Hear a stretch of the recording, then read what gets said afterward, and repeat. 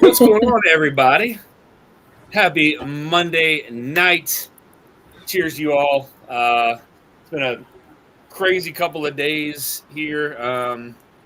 Got to spend with some whiskey friends, the Hello Again whiskey friends, and the whiskey friends I have with me here on the screen.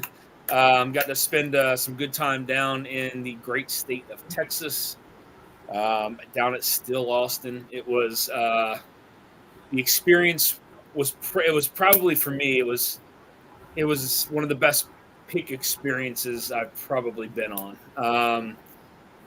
Uh, just everything. The fact that we were down there with all of us, right? We were down there with Katie and Ethan, and we were down there with all three Hello Again whiskey friends, which is it's kind of rare to get all of them together.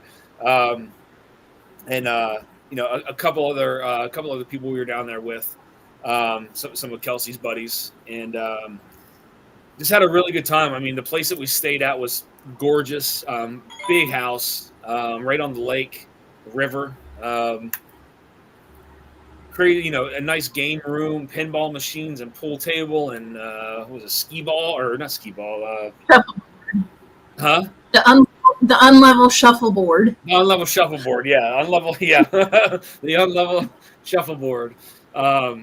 In a hot tub outside. It was a really, really good time. And then, the pig experience that we got to go do, and we actually got to pick with Nancy at Still Austin, which even according to her has never happened with anybody. And we got to taste through some stuff which I don't know if I could talk about. So I'll keep that for another time. But we did get to tap into some different barrels of some things that nobody's tapped into before. Taste some things again that people hadn't tasted before. Put together a blend, we'll call it, of something. Yep. And then got to sit down and do the pick with with Nancy, which was five hitters. Five hitters. Yeah. I mean, all of the samples that we have were just crazy, and they were all different profiles. The start of that was more like a master class in blending than an actual single barrel pick, right? It was insane the amount of knowledge that got dropped on us. Yeah, I mean, it got real scientific to a point where it was like way over my head, and I was just like, all right, I'm just gonna nod my head and pretend I understand. That's because you're really tall.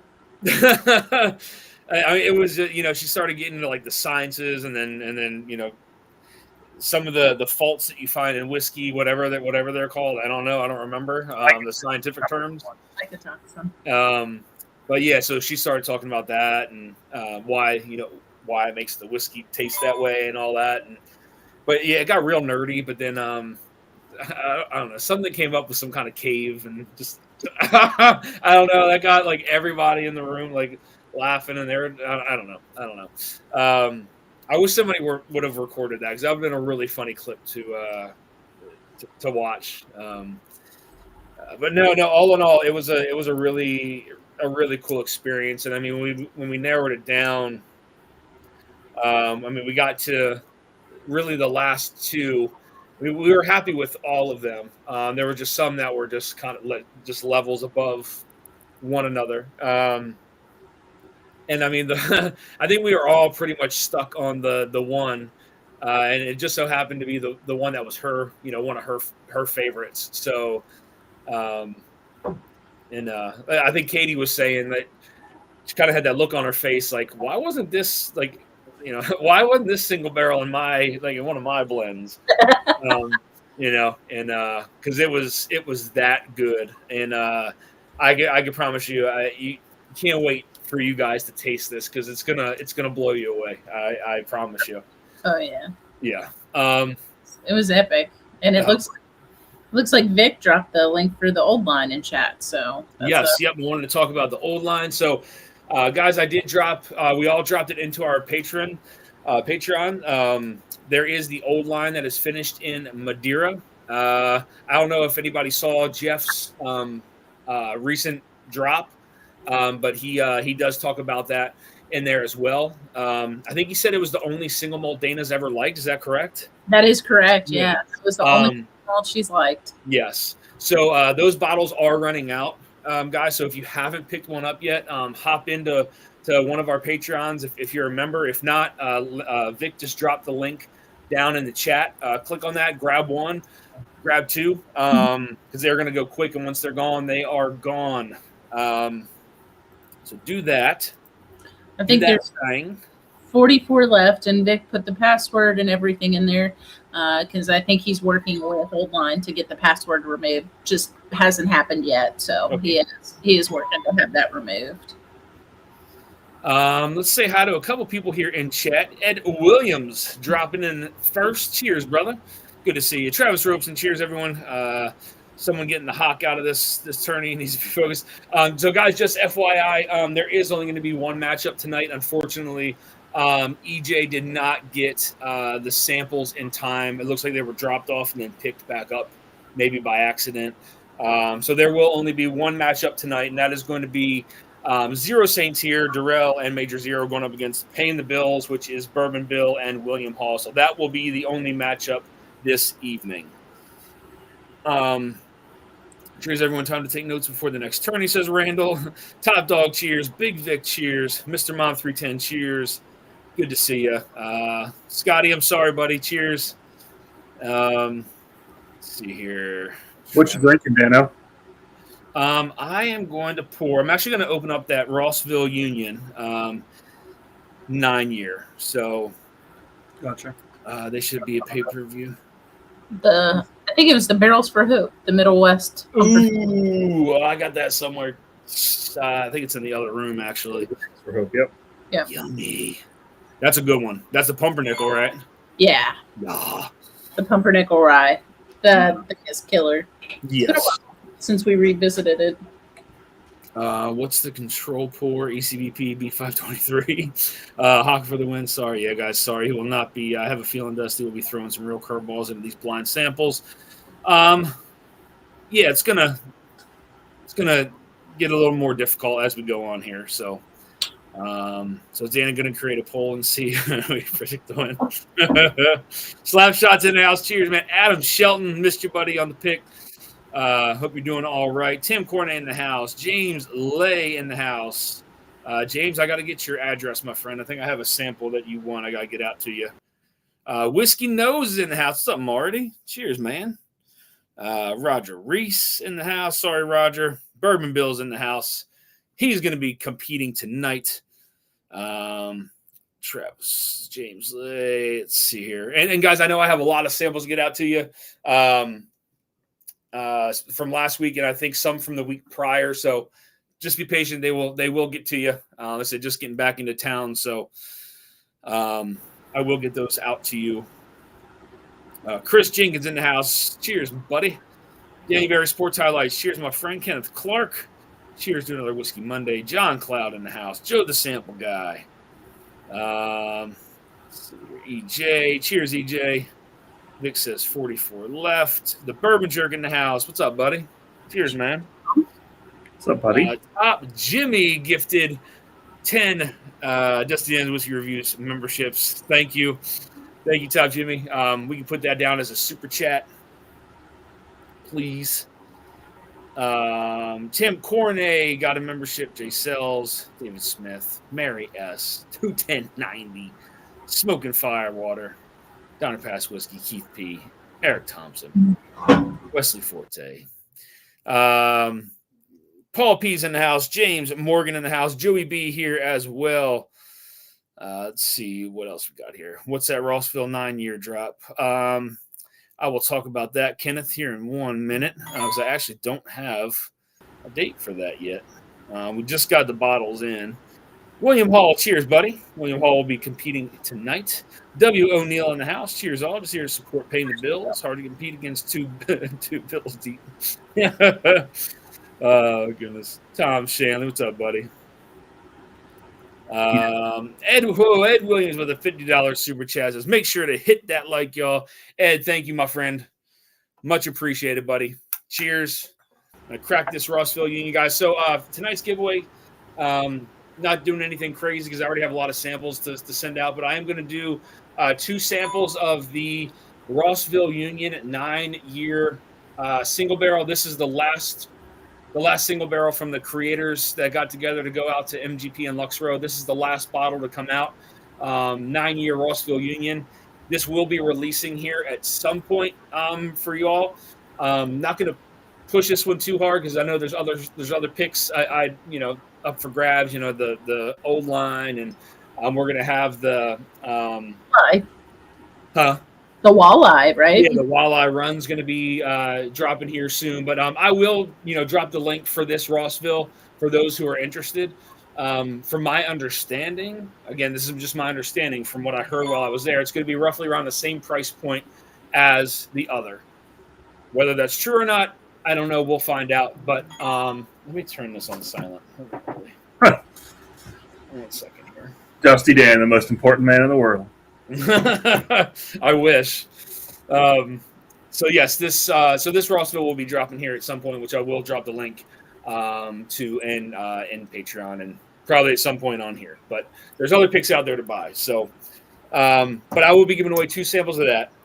Also, when we went to Texas, they did a fairly small release of the Still Austin 7-year bottled and bond straight bourbon whiskey. So we are going to do 3 samples of that.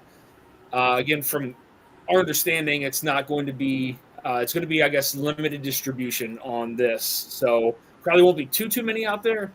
I can tell you, she is an oily gal. That's for sure. So 3 samples of that tonight, and then I'm going to do 1 sample of the 1963 Bourbon Deluxe bottled and bond.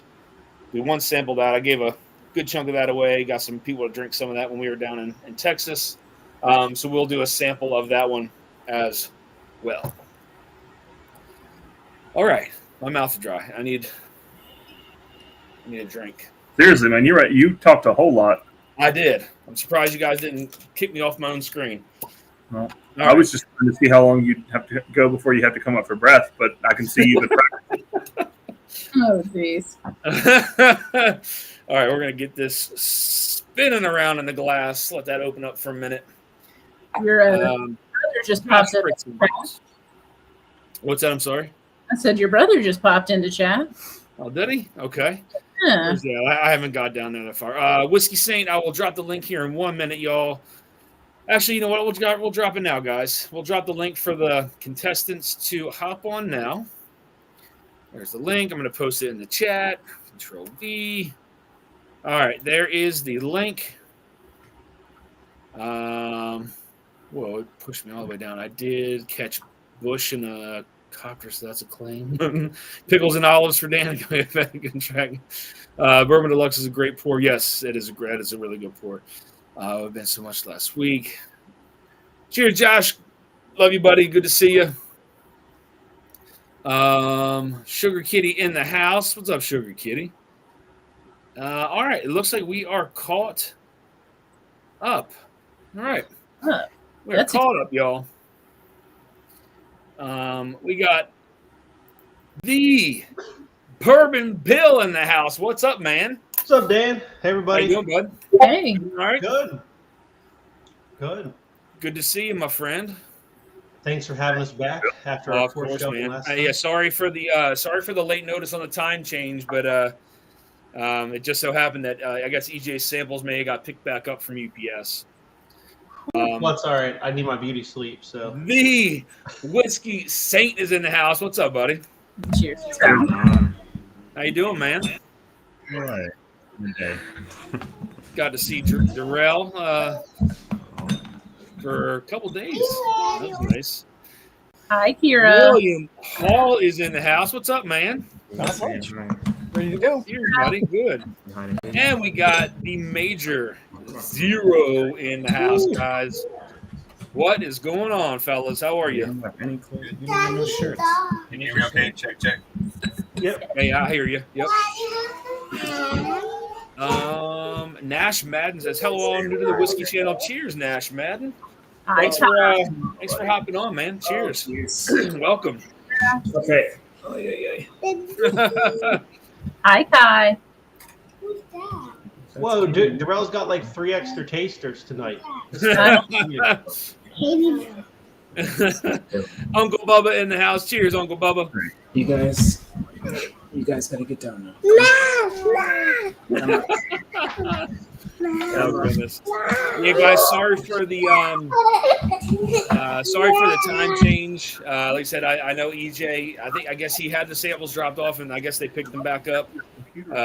But so it's just going to be this matchup tonight, and that's gonna be it. So you guys can go ahead and open your samples, get them poured, and let them air out for a minute before we kick this show off. Let's get into this here real quick. What's in everybody's glass tonight? What's everybody in the chat? What you got? What you drinking? And then I'm going to ask you guys what your control pour is. 'Cause I'm curious. Well, so far my warm up's gone really well. I've had 2 cigars, 3 shots of Malort. Well, shit. Somebody's team's in trouble. I had Peerless Double Oak Bourbon single barrel pick from KBF. Nice. Ooh, okay. How is it I didn't good? go, but somebody got it for me. Nice. They haven't done them. The Peerless confirmed that they haven't done them since 2023, and they're probably not going to do them again, so far anyway. They said. Yeah. I don't know why. They're going to have a little Detling later. Okay. Nice, Uncle Bubba. Chris Jenkins says Malort is always a good control for. Yeah. Yeah. No, thank you. Man, the nose on that 9-year rye. Holy shit, that's good. I'm drinking a little Old Glory small batch. Nice. What's the proof on that? I think it's 90, I think. 90 proofer? Okay. Yeah. It's like $33. Fantastic bottle for $33. This is the, you can tell by the label, this is the old one. The new one's going to have, this has some 2 years in it. The new one's going to have, it's going to be all 4-year for the small batch. So that's nice. Yeah, I mean, I tasted, I think it was Adam or Travis gave me a sample of some Old Glory. I guess it was a single barrel. And man, that was really, really good. Good stuff coming out of there. Yeah. Nash Madden says trying some Four Roses single barrel picks. Nice. There we go. That's what I'm talking about. I tried the one we brought to Austin, barrel 420. Oh yeah. Yep. All of those up there from like 408 to like 430, I think. I tried 422, and man, I got a sample. It's fantastic. Yep. Hard for me to drink on I-24 northbound. Had to swing by Robson's house and clap his cheeks. Oh shit, that's funny. Tom Shanley says trying in Old Forster's King Ranch. Okay. Will and Neil, cheers. Everybody got you. Whiskey Nose. Man, sure, Kitty. Oktoberfest. Okay, the Old Glory is a good pour. Says Uncle Bubba. Travis, the bearded stud. Adam. Bill, Neil. William Hall, what's in your glass tonight, my friend? Just a little straight up Shelfer Elijah Craig 94. There we go. Okay. Darrell, what you got? A Russell's pick. Ooh, okay. 110 proof, right? Yeah, 110. One of Jason's picks. Nice. And then Turks, what are you drinking? Little Middle West pumpernickel rye barrels. Nice. That's a good one. That's a good one. Yeah. That was a good one. Good one. And I got I'm drinking that Rossville Union, the 9-year rye that was the creators. They got to go out to the MGP Lux Row, so that's what I'm drinking here. Not sure when that's going to be released, but like I said, as I said before, I'll post it when it's. What's the proof on it, Dan? That one is looks like 115. 115 proof, 95.5. You should do a little comparison to the SAG 10. It's close enough to improve. Yeah, that is true. I could actually definitely do that. That's very. What's the proof on this one? I think it's 110.8. Yeah, not too far off. You can do that. 420 wasn't Queen Share. Pretty sure 422 was. All right, guys. So let's get into the rules here really quick. So there are 3 rounds, as you know. There's a nosing round, tasting round, and then the bonus round. You will have 60 seconds for the nosing and tasting round, and then 2 minutes for the bonus round.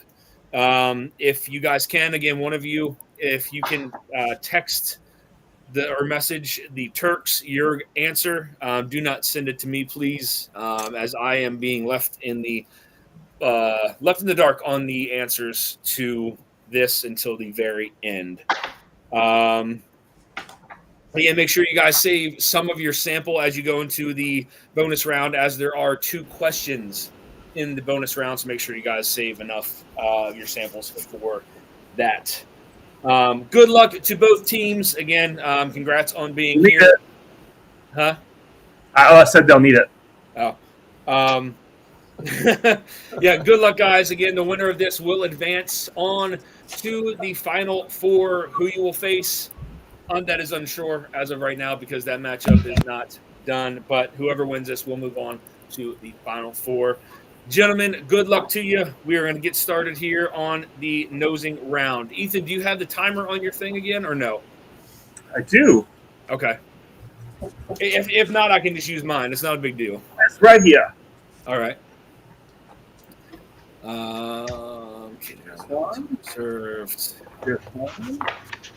Monday Blues. Now we got 99 bottles of bourbon to choose from. That's right, Chris Baker.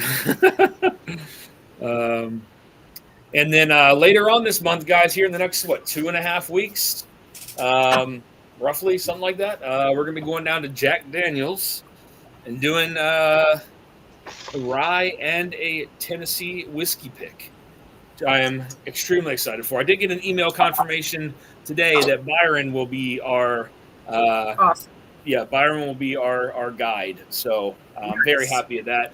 However, Sarah, who set this up, will not be able to make it. But again, we will have Byron. So we should be in good hands, as she said. Daniel probably got like a 9-year rye. I don't know what their bourbon ages are these days, but their ryes are up there. The ryes, yeah, the ryes are up there.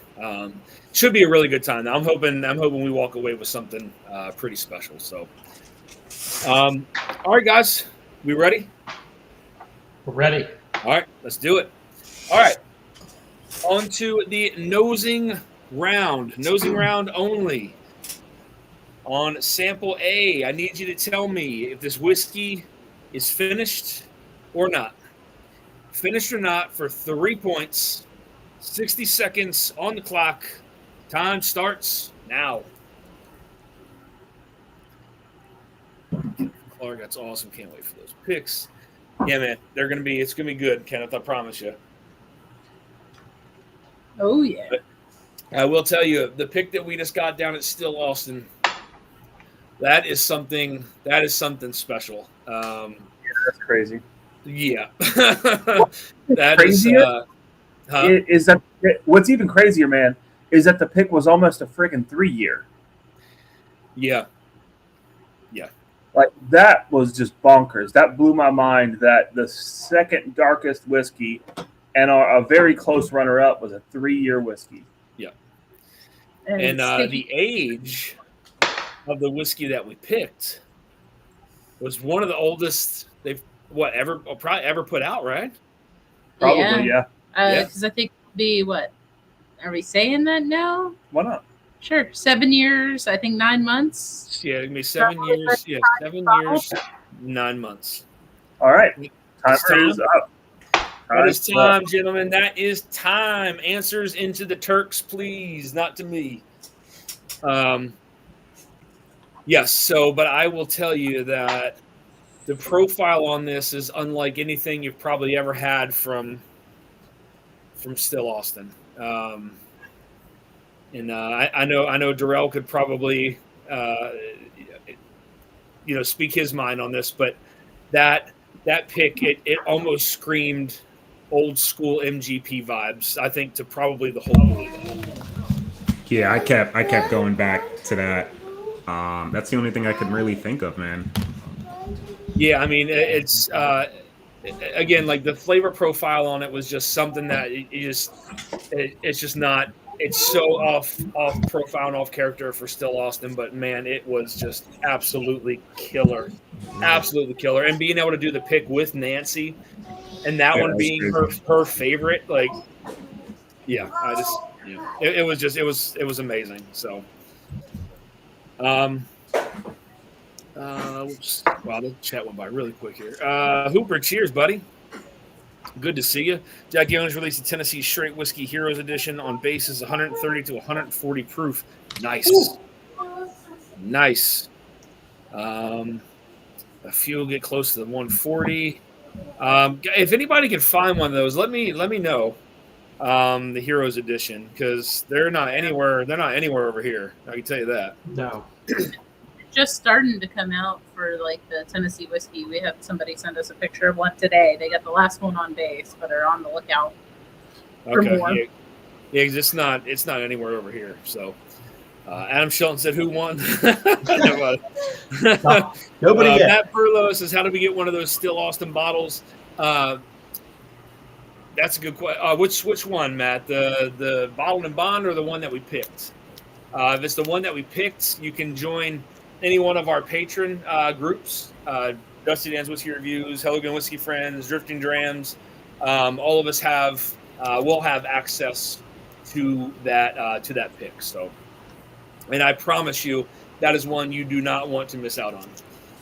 I will say this as of right now, it's probably one of the, in my opinion, again, I want to try it again, but it's got to be up there with one of the best picks that we've probably done. So I know it's kind of hard to go head to head against some of the other things. It's just that older kind of profile from that Still Austin is just something very different. So I was sleeping. How'd you know? Pick. Okay, yeah, Matt. Yeah, so you can join any one of the patron those patron groups. Again, you can join mine, Dusty Dan's Whiskey Reviews, Hello Again Whiskey Friends, Drifting Drams. You can join any one of those, all three of those, and those picks will be released through us. So, all right, guys, let's move on to Sample B. Sample B on the nose and on the nose only. I need you to tell me the state of distillation on the nose. And guess what? This time there are no options. You're just telling me what the state of distillation is on Well, you know what, Dan? That's better than 45 options you gave us last time. Nearly every state. They're the same. They're all the same. You know what I mean? Now it's only 1 out of 50. That's 2% you chance can of picking kick it out right. like Nebraska. You can kick out Alaska. You know what I mean? Like you can kick those out, but it's kind of narrowed down from there. So on the nose, on sample B, state of distillation for 3 points. 60 seconds on the clock. Your time starts now. Yep. I'm sorry. I got this. My brain, it's a little foggy sometimes. You probably have a few extra seconds now. Cool. Yeah. No, I can't friggin' wait for those picks, man. Oh man, I'm super stoked to be able to taste the old line again. Yeah. Super stoked to try the Walleye. Like that's one I'm super. I mean, and those are just some of the ones because we got 2 Copper and Cask coming out too. Yeah. Oh my God, it's like an oil slick. Oh yeah. Holy shit. At first I felt like it dried my palate out a little bit, but then all of a sudden it was just like it just like seeped back out of like my tongue, and like it's crazy silky. Wow. Slight, what is that? Time. That is time, gentlemen. Ooh, that's good. I almost took a sip by accident. That is way more layered than the other one. Holy moly! I said time, and you thought time to drink. Got it. Yeah, I was like, one of those. Was it sense memory or something? I just was like, oh, it's time to drink. Yep. Katie Turk, every $5 super chat gets you entered in to win one of the samples, the Still Austin High Rye Bottled and Bond, one of 2 samples, the Rossville Union 9-year single barrel, or a sample of the 1963 Bourbon Deluxe. Yep, so that's in the giveaway for tonight, guys. Again, 2 samples of this Rossville Union 9-year from the Creators Gathering. We're going to do 3 samples of the 7-year Still Austin Bottled and Bond, and then a sample of the 1963 6-year-old Bourbon Deluxe. Oh, man, that is good. Hey, I got a question. Why do you guys think? So you know how JD Barrel Proof Ryes are in the 9-year range, right? Pretty much these days, right? Yeah. But their bourbons are like all in the 6-year range. And I'm thinking it's because they have their age-shaded series, right, where they're putting all their older stuff into their age-shaded series. Yeah. But some of the picks I have from like I don't know, I want to say 4 or 5 years ago are definitely older. Like some of the barrel picks, you know. So I feel like you think they're going to age up some of their picks again for the bourbon, or I'm thinking they could release like an age-shaded rye, right? They're close. They could throw out like a 10 rye. I mean, I think they could easily drop an age-stated rye. I mean, because you know they have the ages on them. I mean, that's a fact. Yeah, well, I mean that's a good question. I mean, they're doing the Tanner Hill this year. LE is a 10-year rye. So, but you know, just like be interesting if they did like a 10-year rye age-shaded release along with the bourbons. That's gonna be a hazmat, right? I think they said it was like 130s to 140s. So some of them won't be, but probably a lot. Like the second Coy Hill, where some were hazmat, some were not. Yeah. I mean, I agree, Bill. I think that again, I mean, I don't have a ton of the Jack picks. I think I may have like 1 or 2, but I agree with you. I think some of the older picks had some of that older whiskey in it, and now they're probably utilizing the 14, the 12. I mean, I don't know if they're going to release anything higher than that on the Tennessee whiskey side, but they have an 18 and a 21, I think, are on the docket. Oh shit! Well, yeah, I mean that's definitely where all the old shit's going then for sure. But I think the ryes though are just outclassing their bourbons at the moment because they're letting those pick ages be so much higher. Yeah, I mean the ryes are just. I mean, again, they're still by far one of the best valued single barrels on the market. I mean, hell yeah, bar none. Right. 21090. Cheers, guys. What's going on? Celebrating that Ravens win, man. I wanted the Hillbilly Deluxe, not the Bourbon Deluxe. Get out of here. I got that spec last year on the base for $60. They were on clearance, and I was going to go back and get another one. And they're on the Coy Hill Rickhouse and whatever. And somebody went and bought every one of them. Yep. That's crazy. Chill Will Rocco in the house. What's going on, man? I haven't seen you in forever. Cheers, buddy. Were y'all talking about the Copper and Cask Private Batch by Take Barrel Strength, finishing Armagnac and recharred barrels? No. We have two Copper and Cask picks coming out probably sometime later this year. I would think October, November. Yeah. Yep. Not a little later. All right, guys, let's get into the last sample of the nosing round. Sample C. All I need you to do for 3 points is tell me what the primary grain of this whiskey is. For 3 points, what is the primary grain of this whiskey on the nose? 60 seconds on the clock. Your time starts now.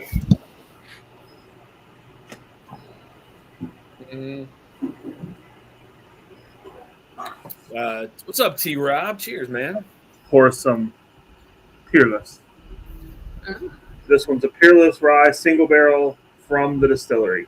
They called it Citrus Spice Cola. Oh, citrus! I remember when we went down there with Scott. I think I told the story before, but like they had 2 single barrels that were in the thing for sale, and they were sister barrels, and one was called Rye Tie, which had like rum type vibes, and the other one was called like Orange Blossom, and it was just this citrus heavy thing, and there were sister barrels, and it was so crazy to think that 2 barrels that sat side by side had such different vast profiles. It was really crazy. Yep. Sweet, I can't wait to try y'all's Corbin and Cash pick. Copper and Cash pick, sorry. Yes. Renee Peach, cheers, Renee. That's time. What's up, Renee Peach? Copper and Cash, they age in Florida. Nash, they do age in Florida. Glasses down. Time. I don't have a glass. Oh, he was just being a. Oh. You don't give time for the phone service to come through. Come on. I was landing the plane. Jesus. Hey, Darrell, so they Copper and Cask ages in Florida and in Rhode Island, correct? Is that the only two? So no, they got a warehouse in Kentucky. They got one in Indiana. Then they have their in-house stuff. But the designations on the bottle will let you know where it spent majority of its time. Gotcha. Okay. So it's Okay. like So MI, double MF. places. Yeah. Okay. So funny, I got a Copper and Cask 8-year double oak pick here, How nice. Ooh. and it's delicious. It's 8-year MGP, but it says bottled in Rumford, Rhode Island. That's all it says. Yeah, they're all bottled here, right up the road. But So you, Darrell, where on his bottle would it indicate where that was aged? it's on the front, or it should be. So the small batch doesn't say it. Only the single barrel. Like, is it a single barrel store pick? It's a 10-barrel. Oh no, blend it's the new. pick. Yeah, so those aren't going to typically say it, but normally where that 2 is, like if I grab any copper. Oh, okay, right there it says it. Okay. Well, I mean, the back says distilled in Lawrenceburg, Indiana, so we know it's MGP. So, my camera's not really, but like the MF, that means Florida. MK would be Kentucky. MI would be Indiana. Gotcha. Oh, I thought the MF stood for like motherfucker or something. I was like, what's going on? So that looks like the best barrel they got. Motherfucker, 718. Bottle it up. That's their top tier of barrels. Yeah.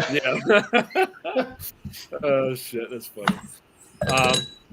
Yeah, guys, and the Copper and Cask pick. Oh my god. Yeah. The newest one. I think the motherfucker Rick House. That's Coy Hill. That's their code name. Oh god. I can't wait for that pick. Oh my god, you're not kidding. So many good ones coming out. I can't freaking wait, man. All right, Turks. How are we looking right now? Is there points on the board? No points. No points. Question on the nose, Dan. Were we doing one special question? We're officially in the semis now. Yes.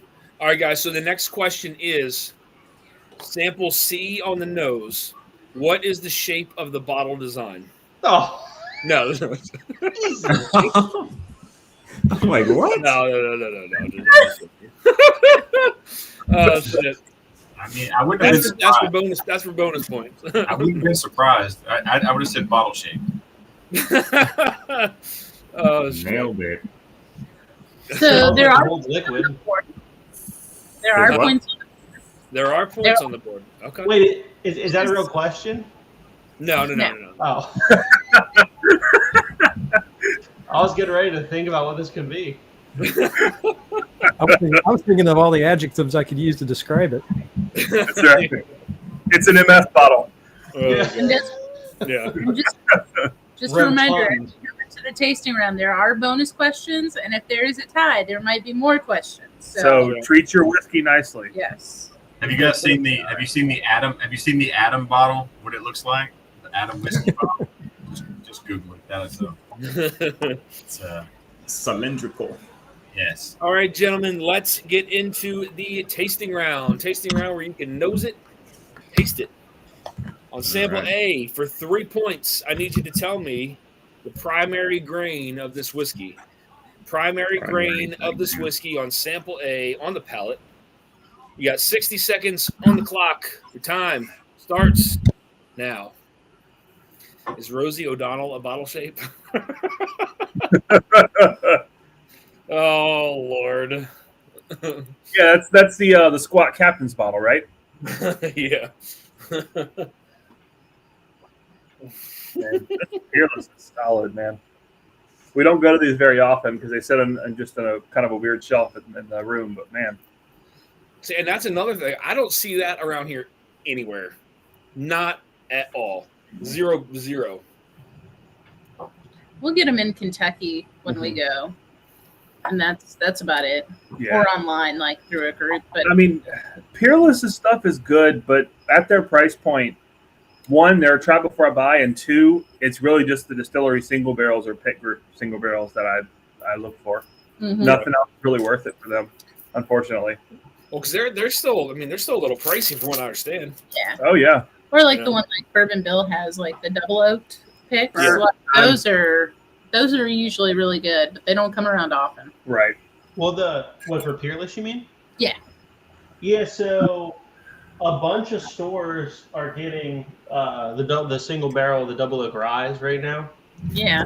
And almost all of them are 8 years old, and I think the oldest stuff Peerless has is 10. So these rye picks are, I think they haven't released the 10. 10's like that old Hamer 10 year. Ethan, is that time already? That's not out yet, I don't think. Yeah, I don't think it. This is why I landed the plane last time, because I didn't think you heard me. I didn't land the plane, and you didn't hear me. So I think those are some of the oldest stuff you can get from Peerless right now. Is this single barrel double oak ryes? Yes. But they said, I don't know. This one was KBF, but this is the only single barrel double oak bourbon they've done since 2023. And they said they're not doing any more of them. But that's wild. At least not Those now. are pretty good. I like the double oak bourbon. Cheers, Trey Larkin. What's going on, man? Cheers, Trey. Randall, are you sticking with your cheesy whiskey nose trophy? Oh goodness, Peerless Double Oak Rye picks are fantastic. Yeah, in my opinion, yep. Man, the legs on that freaking 7-year bottle and bond are crazy. Yeah, that's the first thing I noticed when we cracked that. Yes. Last week. All right, guys, on sample B. Sample B for I need you guys to tell me the proof of sample B. Proof on sample B. You're going to get 3 points if correct, 2 points within 3, 1 point within 5. 3 if correct, 2 within 3, 1 within 5. Proof on sample B. 60 seconds on the clock. Time starts now. All right. Cheers, What's Mr. up, Jigs? Cheers, man. Roger Randall in the house. Cheers, buddy. Hope y'all are both doing well. My whiskey note says Peerless are just getting so expensive. Yeah. I mean, God, I don't know if I can zoom in on that, but holy shit, that is just, it's so oily. All right. Cheers, Peter B. Peter B in the house, too. Holy moly. What's up, Peter B? Cheers, my friend. Happy Monday night. R over the S. Trey Larkin champ in the house. There is a giveaway tonight. Yes, there is. What is it? 7 samples up for grabs, I think it is. What is it? 6 or 7 samples up for grabs. Yeah, got 6 samples up for grabs tonight, guys. Again, got 2 samples of the 9-year Rossville Rye from the Creators Pour, Creators Group. And then we're going to do 3 samples of the limited release of the Still Austin Bottled and Bond Bourbon. And then we're going to do a sample of the 1963 6-year Bourbon Deluxe Bottled in Bond. Do a sample of that as well. That's for tonight's giveaway, guys. Yes, Adam Shelton, we can definitely say go Colts. Yeah, Colts are 2-0, man. 2-0. Go Birds. There you go. If any of you guys watched that game yesterday, man, that was like a Super Bowl game between them and Denver. Yeah. I didn't get to watch it. I just saw clips of it. But I thought you meant the KC game. You know, I was talking to Darrell when we were in the airport, and I was like, about boxing, and I was like, Darrell, man, I got a weird feeling in my gut that Crawford's going to beat Canelo. And he was like, he maintained his speed. That was the one thing I was telling you. Like most when they jump off that high in weight, they're not as quick, and their reflexes aren't really there. He looked like he was at the same speed that he was fighting when he was two weight divisions under that. Still, yeah, I was. I mean, he looked really good, man. Yeah, he looked really good. Yeah, all those damn belts, my God. Yeah. Whoops, where did my chat go? There it is. Paul P. Top Dog with a $10 super chat says, I'm in. Cheers, my friend. Thank you, Top Dog. Appreciate that, brother. Old Fashioned Ways. Cheers. Good to see you. Thanks for stopping in. Copper and Cask. Oh, how is it? My chat keeps going all the way back up to the top. Why? There we go. All right. Take a sip of this here real quick.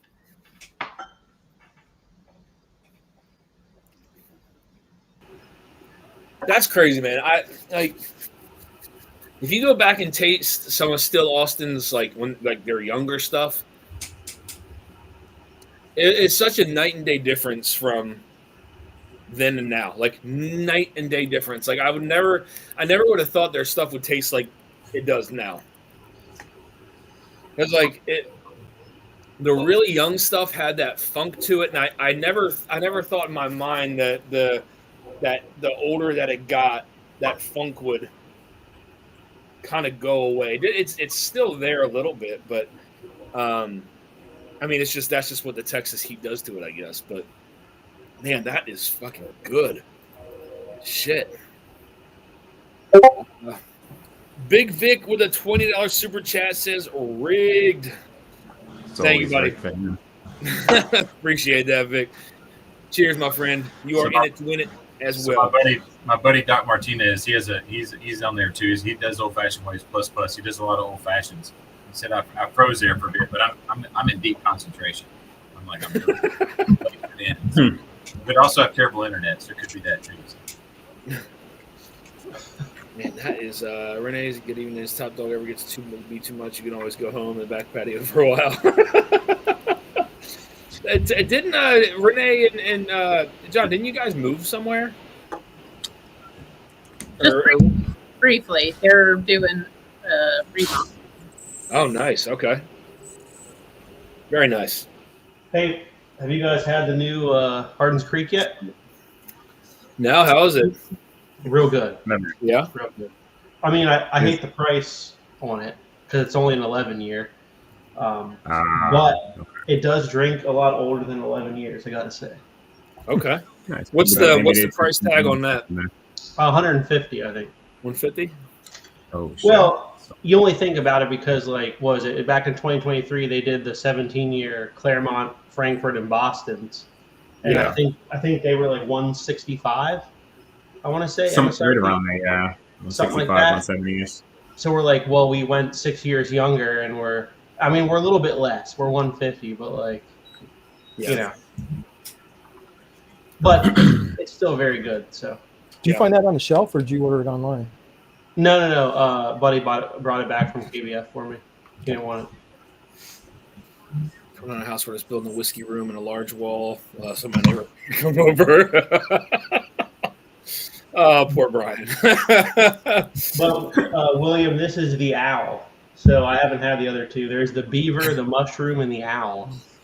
Oh, jeez. So we can make the obvious jokes about the beaver one, but let's go with the mushroom because I think more there. Well, so they're all Claremont.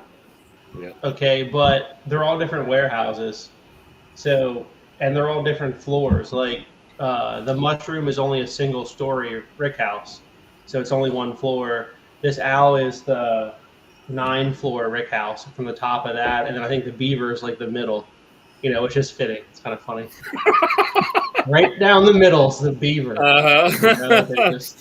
Cheers, Bergman of the Week says who is winning. I don't know actually. I don't see the scores, so I have no idea. You'd have to text the Turks and see if they'll share. Wasn't he supposed to go tonight?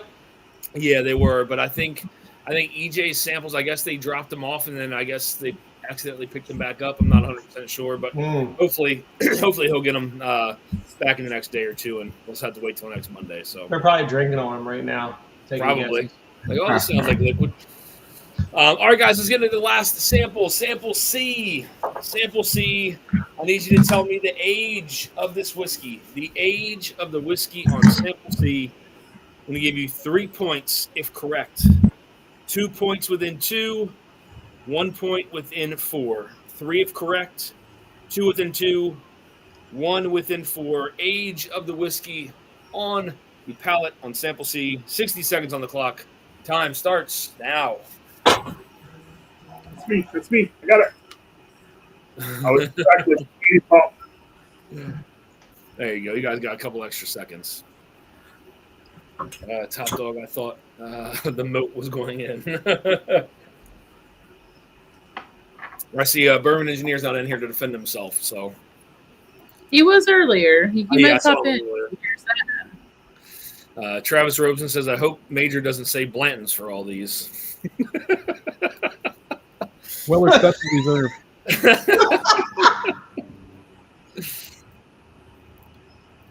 All right, what are we going to drink now? What my.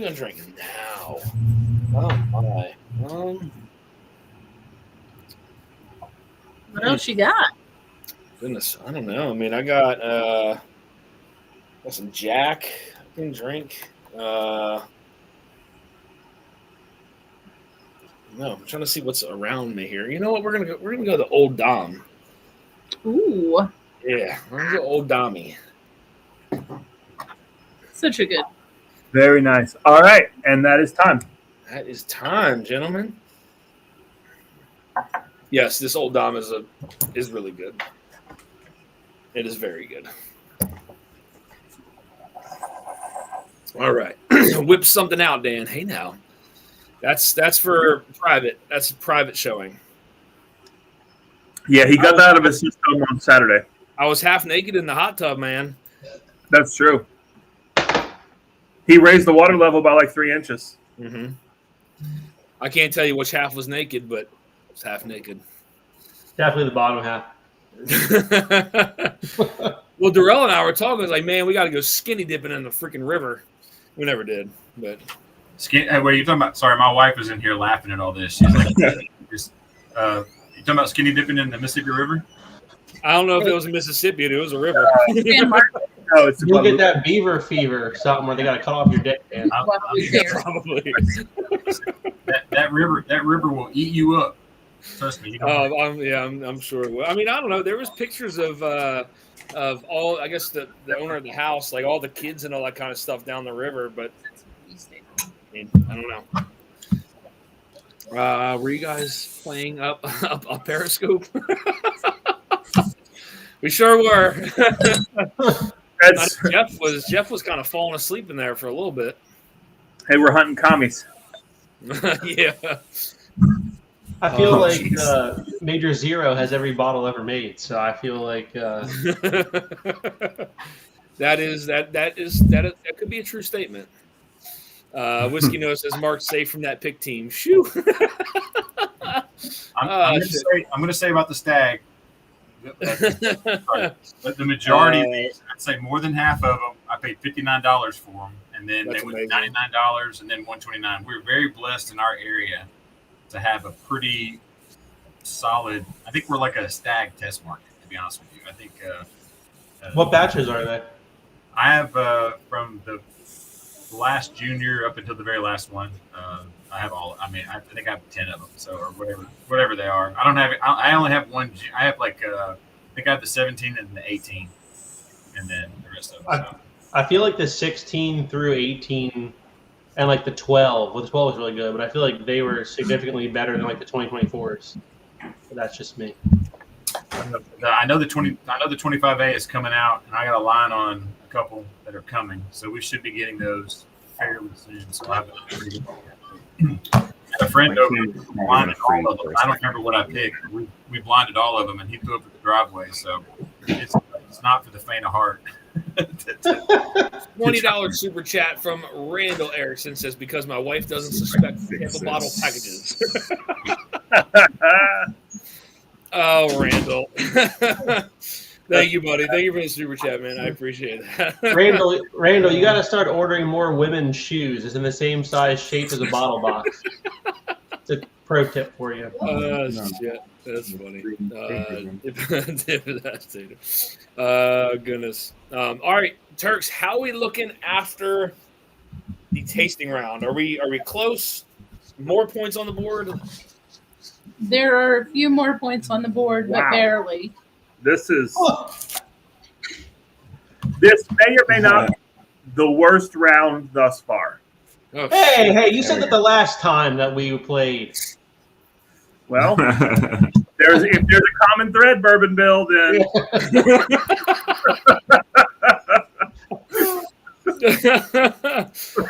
Top Dog says that I hear Randall wears women's shoes. Only on the weekends. Yeah. After all right, hours so at the we are Ping Pong going Club. into the bonus round. Again, 2 questions on the bonus round, so make sure you guys save some of your whiskeys. First question of the bonus round is for 3 points, and I need you to answer if any, which, if any, are finished. Which, if any, of these whiskeys are finished? No partial answers. 3 points. Which, if any, of these whiskeys are finished? You guys are going to have 120 seconds on the clock. Your time starts now. Only formal occasions and not more than 1 inch heel. Oh, shit. Only an air raid his yard. Oh, fuck. That's funny. This chat's funny tonight. A little bit of this guy. Ooh, what's that? Older one. Ooh. Older fellow Yeah, member. that's a 7-year Steelbox pick, right? Yeah. Steelbox. Or Dad's Drinking Bourbon, one of the two. Oh, they did a pick too? Dad's Drinking Bourbon? I don't know if they did. Well, It's an oldie. It's an oldie. It was on a case discount. Yeah, it was bottled in January of 23. Oh, shit. Okay. There was another donation to the super chats for tonight. Somebody donated one of our tumblers and a 12-ounce bag of churro blend. Nice. Together or separate? Together. Together? Nice. Okay. Well, cheers. Who did that? Somebody who wishes to remain unnamed. Yep. Okay. Okay. Well, thank you, unnamed person. And you got to try the churro this weekend. That's the one that Dude, you. the churro was fucking crazy. That coffee was fucking crazy good. All right, I'm taking a bathroom break. Go ahead, you're good. Double woods all around ain't easy. Oh, shit. I'll have to ask if that's a 2-barrel option.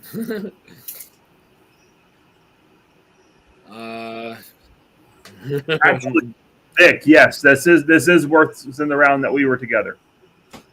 Oh yeah, y'all did actually well. Yeah, because y'all were in lockstep. Bourbon engineer saw you at Starbucks today. Yeah, but that's time. When I tried that churro blend, all I had was just a little bit of that creamer in there. But my God, that is some freaking thick coffee. Oh yeah, it's crazy good. I thought I'd seen you at Dunkin' Donuts. When I took that bag of churro out of the box, my wife immediately took the bag. She's like, "That's mine." She didn't even make any of it. She just smelled it. She's like, "Nope, it's mine." Yeah, it's about like the nightstand. Just kind of squeezes it right before bed. That's what she said. Boy, I could go so many different directions with that. I was like, I was talking. What was that about the nightstand squeeze? What is that? I was saying, William was saying that his wife took the bag of coffee, and I said he keeps it right by the nightstand and just gives it a little squeeze before bed. And then Ethan said something perverted, of course.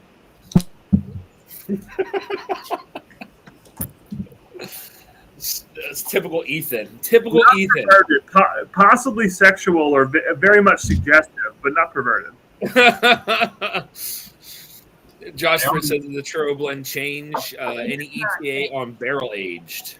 It has not changed, and we're still working on barrel age, trying to figure that out. Yeah, Turks, did Mackenzie reach out to you guys? I sent her your email address for the barrel. Have not heard. Did you? Okay. Yeah. All right. Have not heard from her. Okay.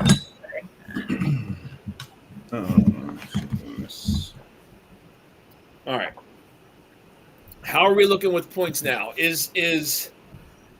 Can there be a winner? Could there be a tie? Yes and yes. Whoa! Uh-oh. I believe. Hold on. This Like, is like multitasking. a race to the bottom. Let's Katie see. Turk, attorney by day. So There cannot be a tie, but it could. The last question can change It could go either way. Yeah. So we're within 4 points at the maximum. Woo! All right, I'm going to call that a win, even if we lose. That's we both got almost 18 points. That's amazing. That's Exactly. I was like, congrats, guys. That's a good job. Good job with everybody. Almost got 18 points. That's stellar. I'll take that all day long. So That's right. Roscoe P. Coltrane in the house. What's going on, man? Cheers, buddy. All right, guys, here we go. The final question. Bonus question number 2. All I need you to do for 5 points is to put these in proof order from lowest to highest. Lowest. Low to high. Low to high, proof order for 5 points. You have 2 minutes on the clock. Your time starts now. Low to high, low to high. Different drams, we can solve that problem. I think we also need a flat. Need flat to Nicaragua. Yeah, we sent him a coffee. We're trying to bring in a new Nicaraguan coffee. And the place that we're going is like they work with the farms. No, they are a farm. They are a farm. And they work with other farms. They work with other farms, and they told us we can come down anytime we want to. Yeah. That's awesome. Yeah. But yeah, it's kind of like a farmer's co-op that they're doing crazy stuff. Like some of their coffees are actually, they basically ferment them with fruit. Interesting. With the cherry still on it. So it adds like these crazy fruity notes. Like it's just insane some of the stuff they're doing. It's so cool. So let me ask you a question, Ethan. Right. Yes. So you see how the advancements in whiskey, right, with technology and all that. Are there advancements like that with coffee? Yes, it's slower though. So one of the big problems is the coffee growing countries are statistically less well connected information wise and financially poorer. Okay. Right? Historically, that's changing rapidly, but historically that's been the case. So because of that, they have been less able to, and this is all my take, right? But historically they have been less able to experiment.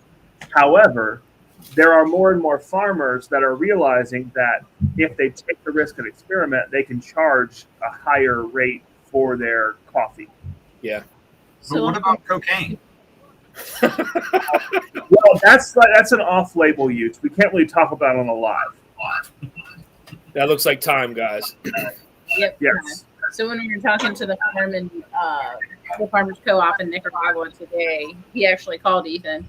He was saying that one of the farms that they work with, they just helped them pave a road to their farm because it was hard for a motorcycle to even get there. Well, right? he didn't say pave, he said improve. Or improve. So probably still not paved, but at least passable. Passable. He was like, it was small enough that it was even hard for a motorcycle. Yeah, to get the coffee had to come out by donkey. Yep. Seriously. That's serious. Like Yeah. that's the coffee had to come out by donkey, right? And Yeah. so that was one of the things they did to make their lives easier. Christ. Bourbon Engineer said they are capital starved, and the impact to import duties will slow down that as well. Huh. Okay. So as long as that coffee's not like, what is it, that Kuala Lumpur that goes through the cat. I mean, as long as it doesn't go through the donkey, you're okay. So I've had that, and it's actually pretty good. It's not bad. I got it for Christmas probably 3 years ago, and it wasn't bad. I mean, see, and that was my take too, Major. It was like it's not bad. It's not crazy. Like it definitely doesn't warrant the price. No, but not bad. I mean, you definitely don't. You're not getting turd on it at all. It's just coffee, you know. Yeah, exactly. Mr. Mom 310 says I'm road tripping to Iowa on Wednesday. I just packed about 15 samples to take with me, just in case I strike out on anything on the road. Going with my girlfriend to her sister's wedding on Saturday. Very nice, man. Nice. Very nice. Do we have a definitive winner? If so, I'd like to guess some bottles here, just out of curiosity. So I got to ask, as we do with the rest of them, favorite and least favorite, guys. Bourbon Bill, what you got? Favorite, least favorite? B was my favorite. Probably, I mean, C and A were kind of tied for me, to be honest, but okay. B was my favorite. Okay. Major, what you got? I liked A because I feel like that was the highest proof. I was probably wrong on that, but I like it when it's hot. And C to me, I feel like there was, I don't know, it kind of had like a weird texture thing in my mouth that I wasn't crazy about, like almost like a rye-ish or something. Like, I don't know, but never really landed on that, but it just kind of had a weird feeling. So I'd say I liked A. And then B was just, I think, it was like a weird finish. To me, it was like a low proof something. So I don't have an answer on that one. So okay. All those answers are wrong, of course. But Mr. Hall, what you got? What was your favorite, least favorite? I'm going to go BAC for blood alcohol content. From favorite to least or least to favorite? Favorite to least. Okay. Darrell, what you got? I got ACB. I just took a sip of A, and I don't know the bottle, but something snapped in my head, and I was like, fuck, I think I've had this before. There was one note, which I don't know what it is that I got, that just reminded me of something like fairly recent, dude. I don't know what it is. Do we have a definitive winner? Dan's laughing. You know what that means. Definitive winner. Okay, so I thought both Bills thought B was a Jack Daniel's barrel proof rye. And What? then, yeah. Holy shit. And then we thought A was either like Angel's Envy, because it was like, I thought it was like a port finished bourbon of some sort, or it was some sort of like bullshit light whiskey finished in port. And then C had like a high malt percentage to it. It kind of reminded me of like Kings County, but Kings County is usually darker. That shit was the lightest of the three. So I didn't have a bottle guess per se on that, but I felt it had a high malt content. We got malt on C too, but after the first sip, it went away. It was kind of like Yeah, on the nose for me. But when I tasted it, I thought NBC all day. Oh shit. It's why for true Americans, C was the shittiest. B though, I can see being either not Jack Rye, but one of the age-stated Jacks, or Old Forester 1924. I thought it was higher proof than that, Darrell. But I mean, it is something in the Brown Foreman family. You're right. And now that you say that, I like it as banana. So I guess good luck. Yeah, it comes across as like, what's the? So the 10 is what, 94 proof, in the 12 is 107. Fuck. Yeah. All right, so Turks, let's go down the results here. Alrighty. So on sample A, on the nosing round, Dan asked, "Is this whiskey finished?" Let's see here. One team said no. One team said yes, and one team got points. I hate you guys. I really do. I'm going to mute my mic so when I get these wrong and scream really loud, you won't hear me. It's crazy for me too because I'm left in the dark as well. I have no idea what the points are whatsoever. So, all right. So on the nose, question 2. Dan asked, "What is the shape of this bottle?" Options were No, the real question was, what is the state of distillation of this whiskey on the nose? Because Dan was feeling charitable. One team, and again, no choices. You just had to answer. One team said Kentucky, and one team said Tennessee. One team got it. One team got points. Yeah, one team got points. Is it Brown Foreman or is it Jack? I mean, Old Forest or Jack, sorry. Old Forest or Jack. So on sample C, Dan asked, what is the primary grain of this whiskey? One team said corn. One team said wheat. And neither team got wheat. Neither team got points. Oh, shit. Malt. Or malt. I do What's get it, that man. rice whiskey bullshit like we're in Japan? What was it? You'll find out in about 4.5 minutes, probably longer if you keep asking questions. Because like that might send give away a bottle if we reveal for exactly. Dan. We don't want to take this one. Exactly. We can't steal Dan's thunder. He doesn't have very much to live for anyway. I really don't. Could be a really good Stranahan's pick. Yeah. All right. So on Stranahan's remind me of some NBCs. Sample A, the question was, what is the primary grain of this whiskey? No choices, just what is the primary grain of this whiskey? Both teams were in lockstep in saying corn. Both were wrong. And they were both wrong. Oh, shit. That's all right. Nobody gains, nobody loses. Yeah, but that's Not my bottom Oregon, guess. huh? So on sample B, Dan asked, what is the proof of this whiskey? And we had some really big swing. One That's team true. said 100. One team said 134 What? For B? per B. 100, and the other said 134. Neither team got points. That's 130. You said Wait, neither team got points? Neither team got points. All right. So how close do you got to be to get a point? Within 5, I think. Yeah. Yep. That's crazy, All right, isn't it, Darrell? So it's probably Jack 12, which is It's not oaky 107. enough, though. That's got to be the shittiest bottle of I Jack thought it 12 was. I've ever tasted. I thought it was okay enough. I got a Jack 12 right here. Hold on. Because it's definitely not 130. All right. So That shit ain't Jack 12 unless you watered it down. This is way oakier. on the palate, the final question. Sample C. Dan asked, what is the age of this whiskey? And just to redefine it, or refresh people's memory, for the age, you get 3 points for correct, 2 points for two, 1 point for 4.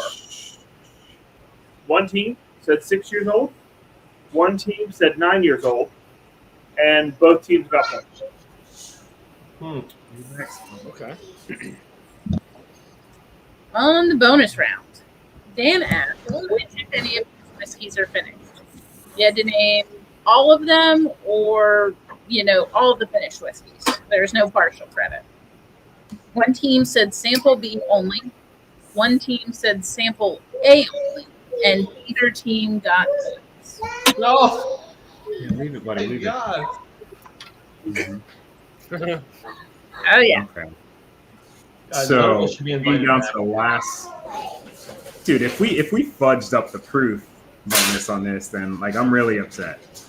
We might have fudged up the proof. Somebody fudged up the proof. I can't be, dude. B can't be 130.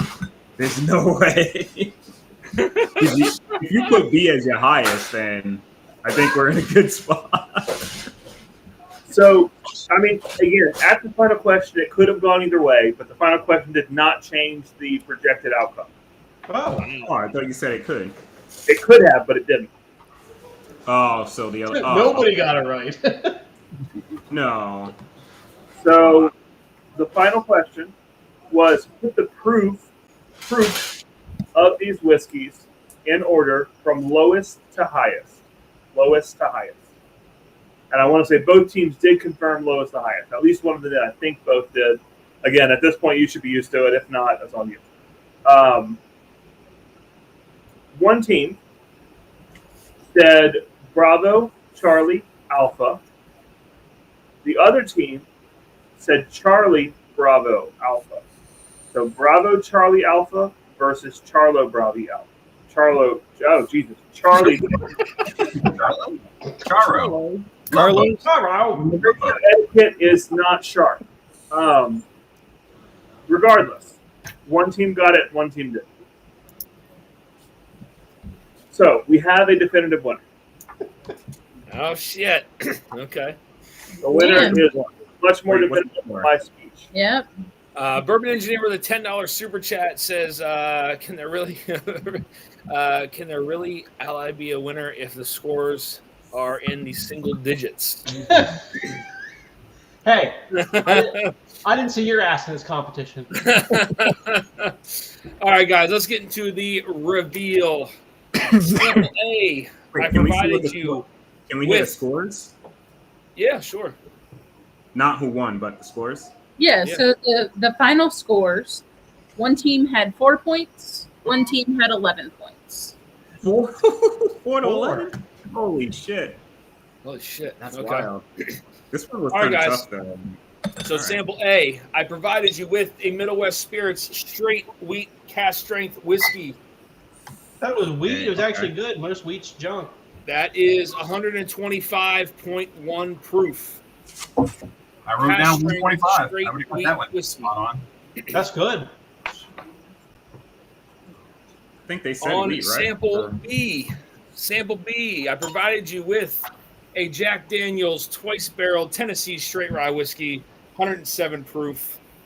That was finished in those Okay. high toast. I think it was that with the high toast barrels, or is this not? I can't remember. Yeah, twice Well, we barreled. fucking knew it was Jack Daniel's rye, didn't we? Well, we guessed it. What was the proof on that? 107? 107. 107. Yep.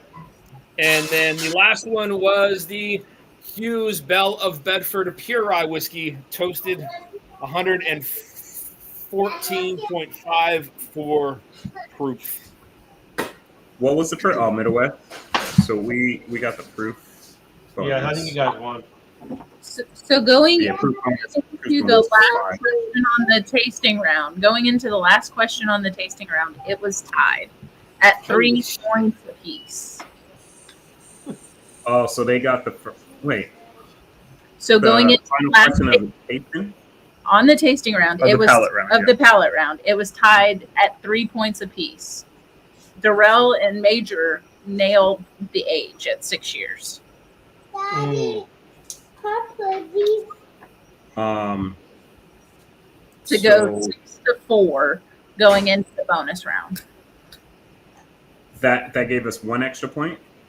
No, Two. so it gave you 2 extra points for over them because they got 1 point for the age because they were within 5. God. And then they nailed the proof. And then when y'all nailed the proof, The bonus proof. Yeah. Good job, guys. That was good. Sorry, Bill. That was tough. Like, tried to navigate. we were up in the air on C if it was a rye. Like, Major thought a rye at one point. I thought MBC. Like, I knew MGP immediately. It was the first thing I said, but it reminded me of like freaking an MBC, which that's what 95.5 too, which is kind of crazy. Yeah. That's Like a rye, right? The toasting ruined that bottle. Like the age-stated Bella Bedfords are good, 95.5. But that toasting, that shit's garbage. It's my least favorite. That's a toasted Bella Bedford. Yes, it's toasted. So the ones I got. I've never seen that one before. Is that a rye? That's a rye, right? That is a rye. It's the Mash and Journey pick. Yeah, it's not a minty rye. I would have known instantly, but to me, I definitely got mint on it because I could just feel it. It went all across the lips and across the tongue. I like that. Like, I don't think the toast really messes it up for me. Is it not a higher age one? That's like 12 or 13 years, right? No, it's 6. No, it's 6. We picked 6. The Bella Bed? Yeah. Y'all heads up. Okay, I thought they had a higher age Bella Bedford when they did that. No. They've done. There were some higher age ryes from the same company, but not the Hughes brothers. label. It was a different label. It was That was the the M&J pick, though, right? Nash Madden with a $10 super chat says, not sure how this works, but want to support. Cheers, Nash. I appreciate that, my friend. You are in for tonight's giveaway, buddy. Thank you. Hey, I gotta say that what was it? That straight wheat whiskey was pretty good. I don't usually like wheat whiskeys that much. Yeah, the Midwest. I mean, all their cast strength stuff's pretty good, man. To be honest with you. I mean, I was a fan. Was that finished or not finished? Sorry. Huh? Was it? You said a pumpernickel? No, it wasn't. No, it's just straight wheat. Hey, Katie, you're talking about 422. Are you talking about Old Glory, or are you talking about something else? I saw in the chat. Old Glory. It was Old Glory. I've got a sample of that. Yeah, it was good. It's a queen share. It's a queen share. Queen. Yep. The M&J did a 12-year Hughes, but it wasn't toasted. Okay. I thought they had two. That's the one I'm thinking of. Yeah. JH, cheers, man. Good to see you, buddy. Put mommy's shoes back, please. So after that mystery walking in like scoring with mom's heel Steve, right we now. recap their answers. Well, congratulations, guys. 0 Saints. You guys move on to the final four. Paying the bills. Hell of a job, y'all. Hell of a job, guys. And thank you for taking your time out of your guys' Monday nights to be here to do this. And it's been it was a lot of fun. So thank you guys for being a team and making it here. So I have to say it like I always do. Remember, Darrell won not because of me, but in spite of me. So, I'm here to keep it fair. Hey, no, you called Ryan on the last one. I didn't. I'm officially his handicap. We work well together. That keeps it fair for everybody else for having me. You're getting attacked. Yeah. Like I said, I mean, you guys are more welcome to hang out, guys. That was again, that's the only matchup for tonight, guys. The other team, one of the samples did not arrive, or it arrived and I guess it got taken back. So this will be the only matchup for tonight.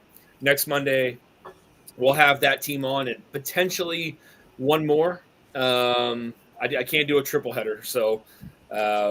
I don't know if you can see this or not. This is the rye from Old Glory. It is so good. This is the rye that they've got coming. That looks like apple juice. That looks like you peed in a bottle. Wait, hold on one second. Error analysis. Hold on. You wait, Jess. Let me make sure. Let's see. Make sure you put the right bottle. Good whiskey. No, it's rye. It's rye. It's not urine. So, but it's Devin thieved this for me and brought it out. He didn't even know what the proof is, but it's their rye barrel, and it's if I remember correctly, it's like a 4-year or something, but it's very, very good. So they got a lot of exciting things coming. Stop. Nice. Paul P. Congrats, Hawk. I think he won. God. Yeah. So Scott and Roger are going to go up against Bourbon of the Week and EJ next Monday, and then we'll have one more team go next Monday as well. The following Monday, we will not be here. I think we will be at Jack Daniels, if I'm not mistaken. Oh, on the 29th. Yeah. Yeah. Oh. And then I guess the following Monday will be the last matchup to get into the Final Four, and then I could probably do a doubleheader for that to make it into the finals. So potentially looking at the mid to end of October for the end of the tournament. So relax, guys. Hey, I do want to say, any of my guys from the Discord that are on here, make sure you subscribe to Dan. It's subscribe, hit that like button. Thanks for coming out, coming over here and watching. I appreciate that, Major. Thank you, buddy. 100%. This is an expensive endeavor, and he doesn't have to do it, and it's a lot of work. And I never sleep the night before. I woke up like 50 times worried about this competition. So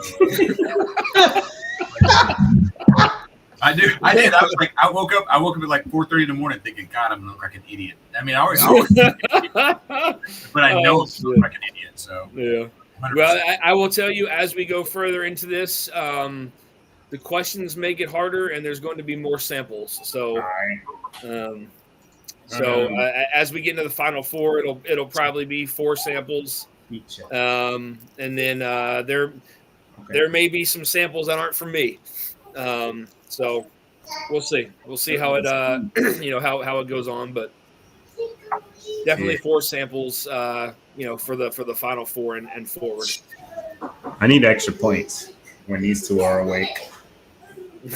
Talking with a handicap, dude. Oh my god. And there may be some wagering as we get into the final 4 and finals. So like we did. Oh, we did that last year for the finals, though. Yeah. So I think we'll do that for the final 4. We'll you can wager some of your points up to a certain amount, and then yeah. I would like to request from my buddy Drill the later shift for it, just so it's Yeah. Kai. He'd like to request 4 good samples, please. If I turn my camera, you guys would be like freaking laughing. Oh goodness, Darrell. Like, all right, guys, I'm going to post the link to the chat. If anybody wants to hop in, you all are more than welcome. Love to have you on, hang out for a little bit. It's still early. It's only 9:20 or almost 9:30. So, wait, this is way different than Sample B. Huh? This one's way different than Sample B. So you got a twice barrel like taster one at 107. Oh my god. Yeah, way different.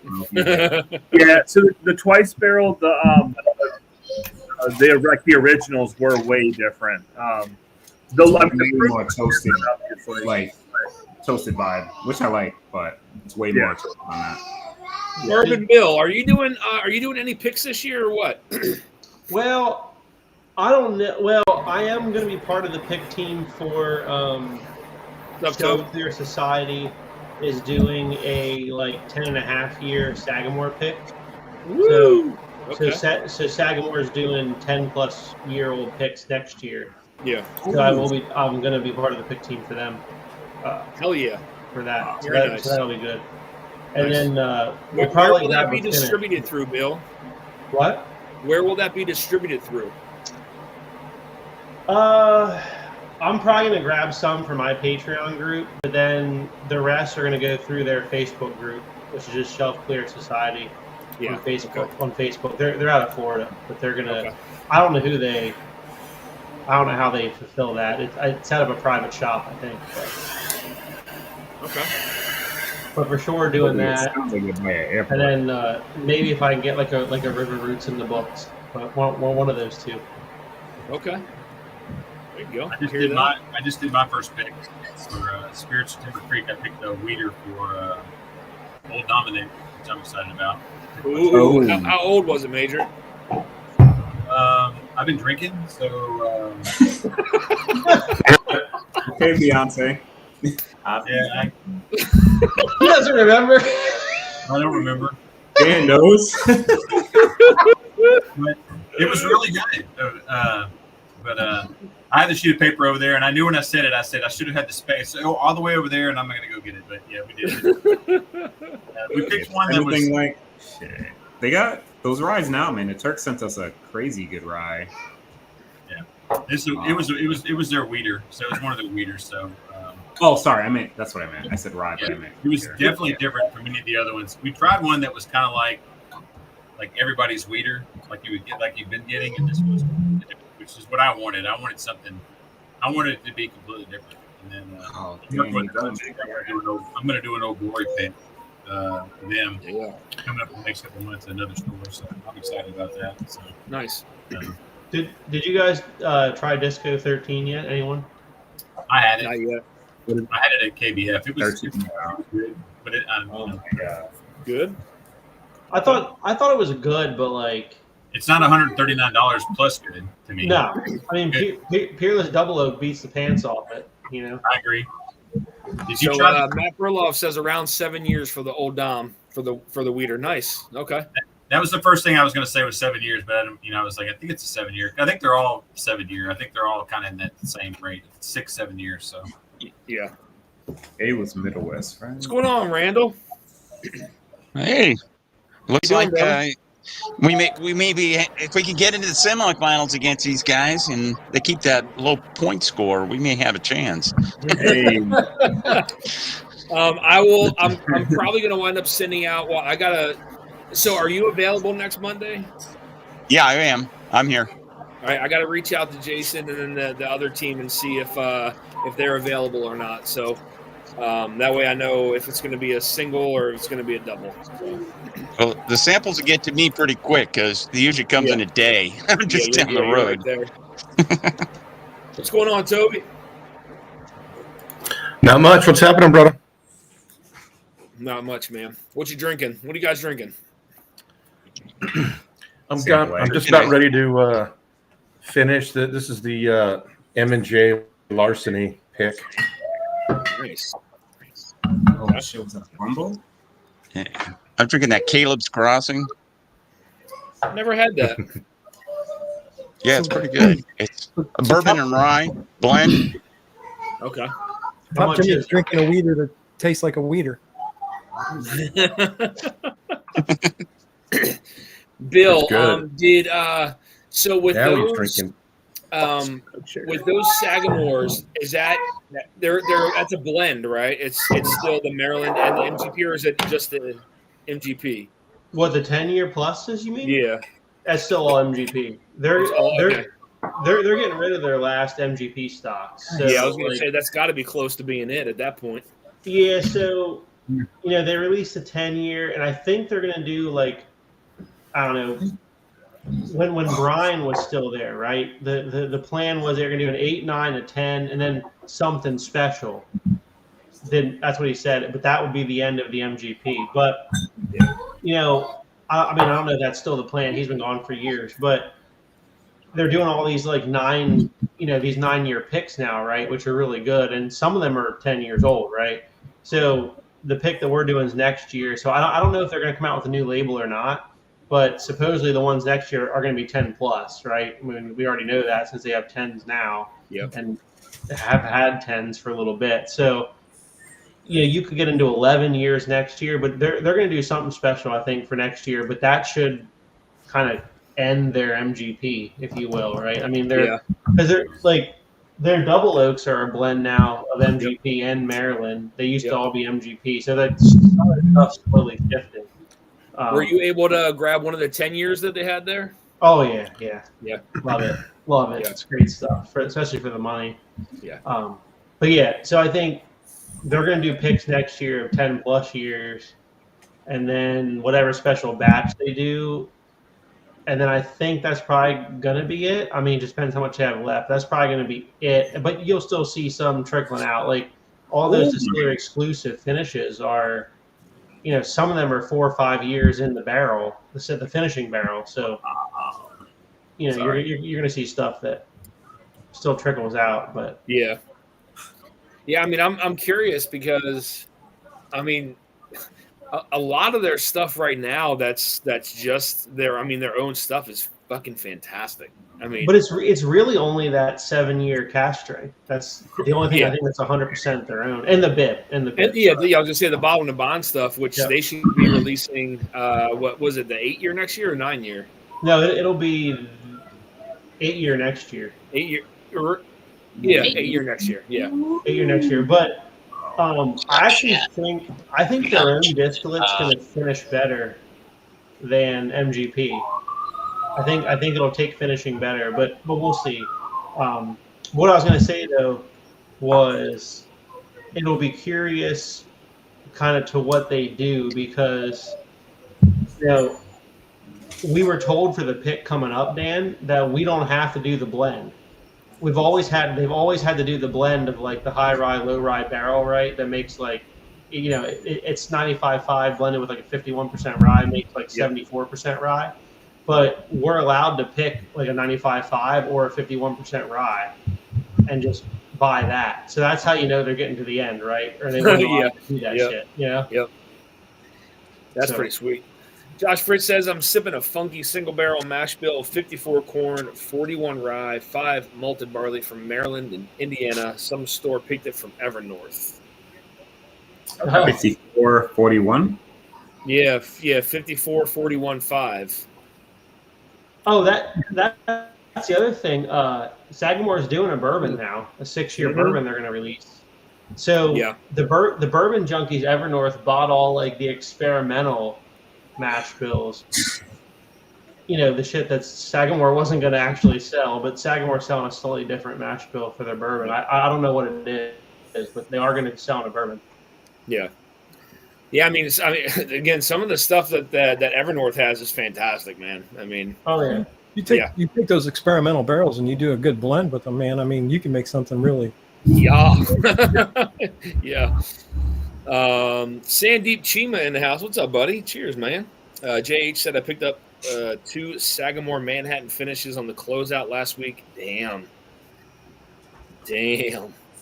Wow. Northwest Bourbon. What's up, brother? Cheers.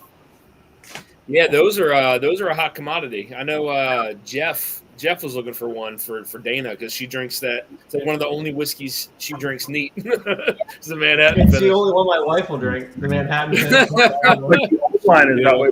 The old line might be that way too for her. Yeah, the old line Madeira. Yeah. Grab them while they're there. That's right. Hey, Katie, can you send that link out again? Yeah. The old line. Yeah. Let me pull it up and grab it. I got a question for the Bills. What made you think wheat? Like, what notes did you get on A that made you think wheat? That's one thing I've been struggling with that I honestly can't really distinguish sometimes. I was getting kind of a light farmyard, like a light farmyard funk off of it, like a. Yeah, it's got like a farmhouse and vibe to it, but it didn't taste like that. So I don't know. It kind of like I don't particularly like wheat that much, but I like that one. So for me, it has like a wheated funk to it, but it's funny. I said that. I said it had a funk to it, and I couldn't place what it was. It didn't taste like wheat funk to me. But that was the first thing you said was that funk. Super light though. Super light. I mean, like a Larceny or a Bernheim or something. You know, I mean, it's got 100%.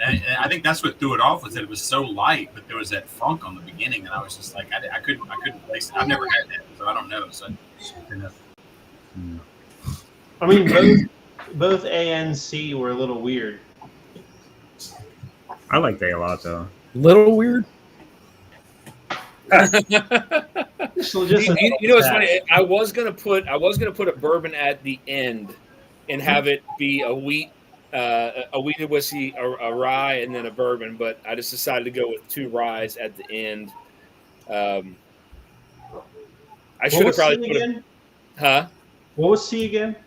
C was the the Mash and Journeys Bella Bedford toasted rye whiskey, 114 proof Kelvin, 6-year. It honestly smells so weird, Dan, because I've had a couple Bella Bedfords, like just the 95.5s, and it doesn't smell like that at all. But I guess because it's younger, I have a 10 and a 12 year.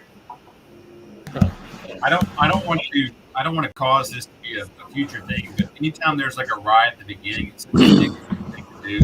Like it just wrecks the palate. Like you just it's like you might as well just give it up now when it's at the beginning. Major, I'm so glad you told me that. Thank you. Yeah, I know. I was just I'm just joking. I'm just messing with I was just big minty, spearminty ryes. Everybody's like, I love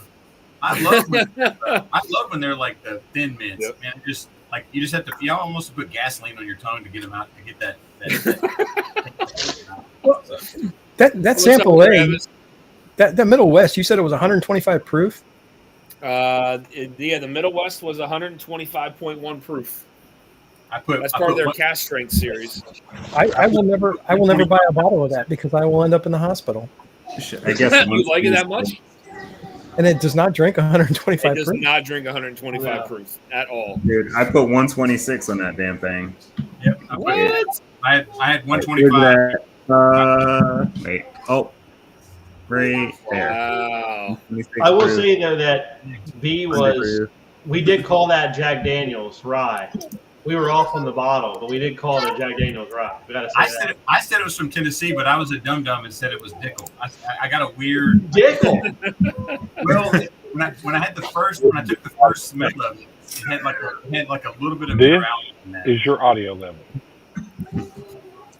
Yeah, the single barrel proof, I was like, whoa, but I can see, like I said, Brown Foreman, I can see that for sure.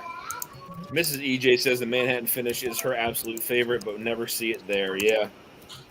Well, I think I'm sure there's still some out there, but probably very difficult. Bill, you have any by you, the Manhattan finish, or no? No. Manhattan finish was distillery only last year for Sagamore, so it was a distillery exclusive. And then I think they did like another nationwide release, but it was limited, so it's not. Yeah. And Pennsylvania never gets any. We're next door to Sagamore, but we only get like the 93 proof, and that's it. We don't get anything else.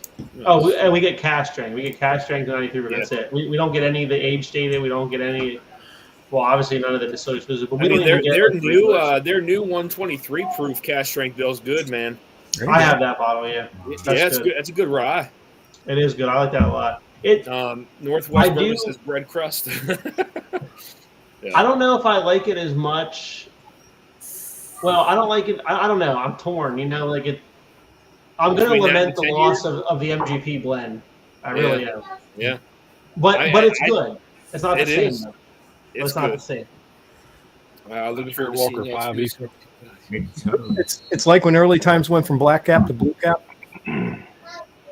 So Nash Madden says the Manhattan finish is on the shelf here still.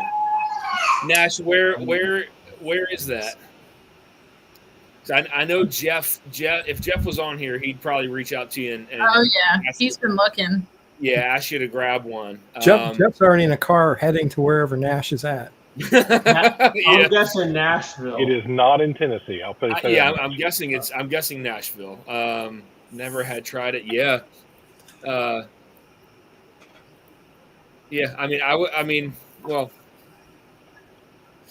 Nash, if you want to email me, or I can send email me and I can get you a link for the Discord or Western North Carolina. Yeah, okay, all right. Let me put my email down there, Nash, real quick. So I know there's actually a couple people who are looking for the Manhattan finish.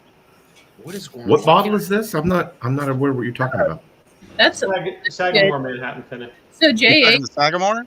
Hey, Turks, is there any way you guys could type my email in there? For some reason, my mouse is like I can't type anything for some reason. I don't know why.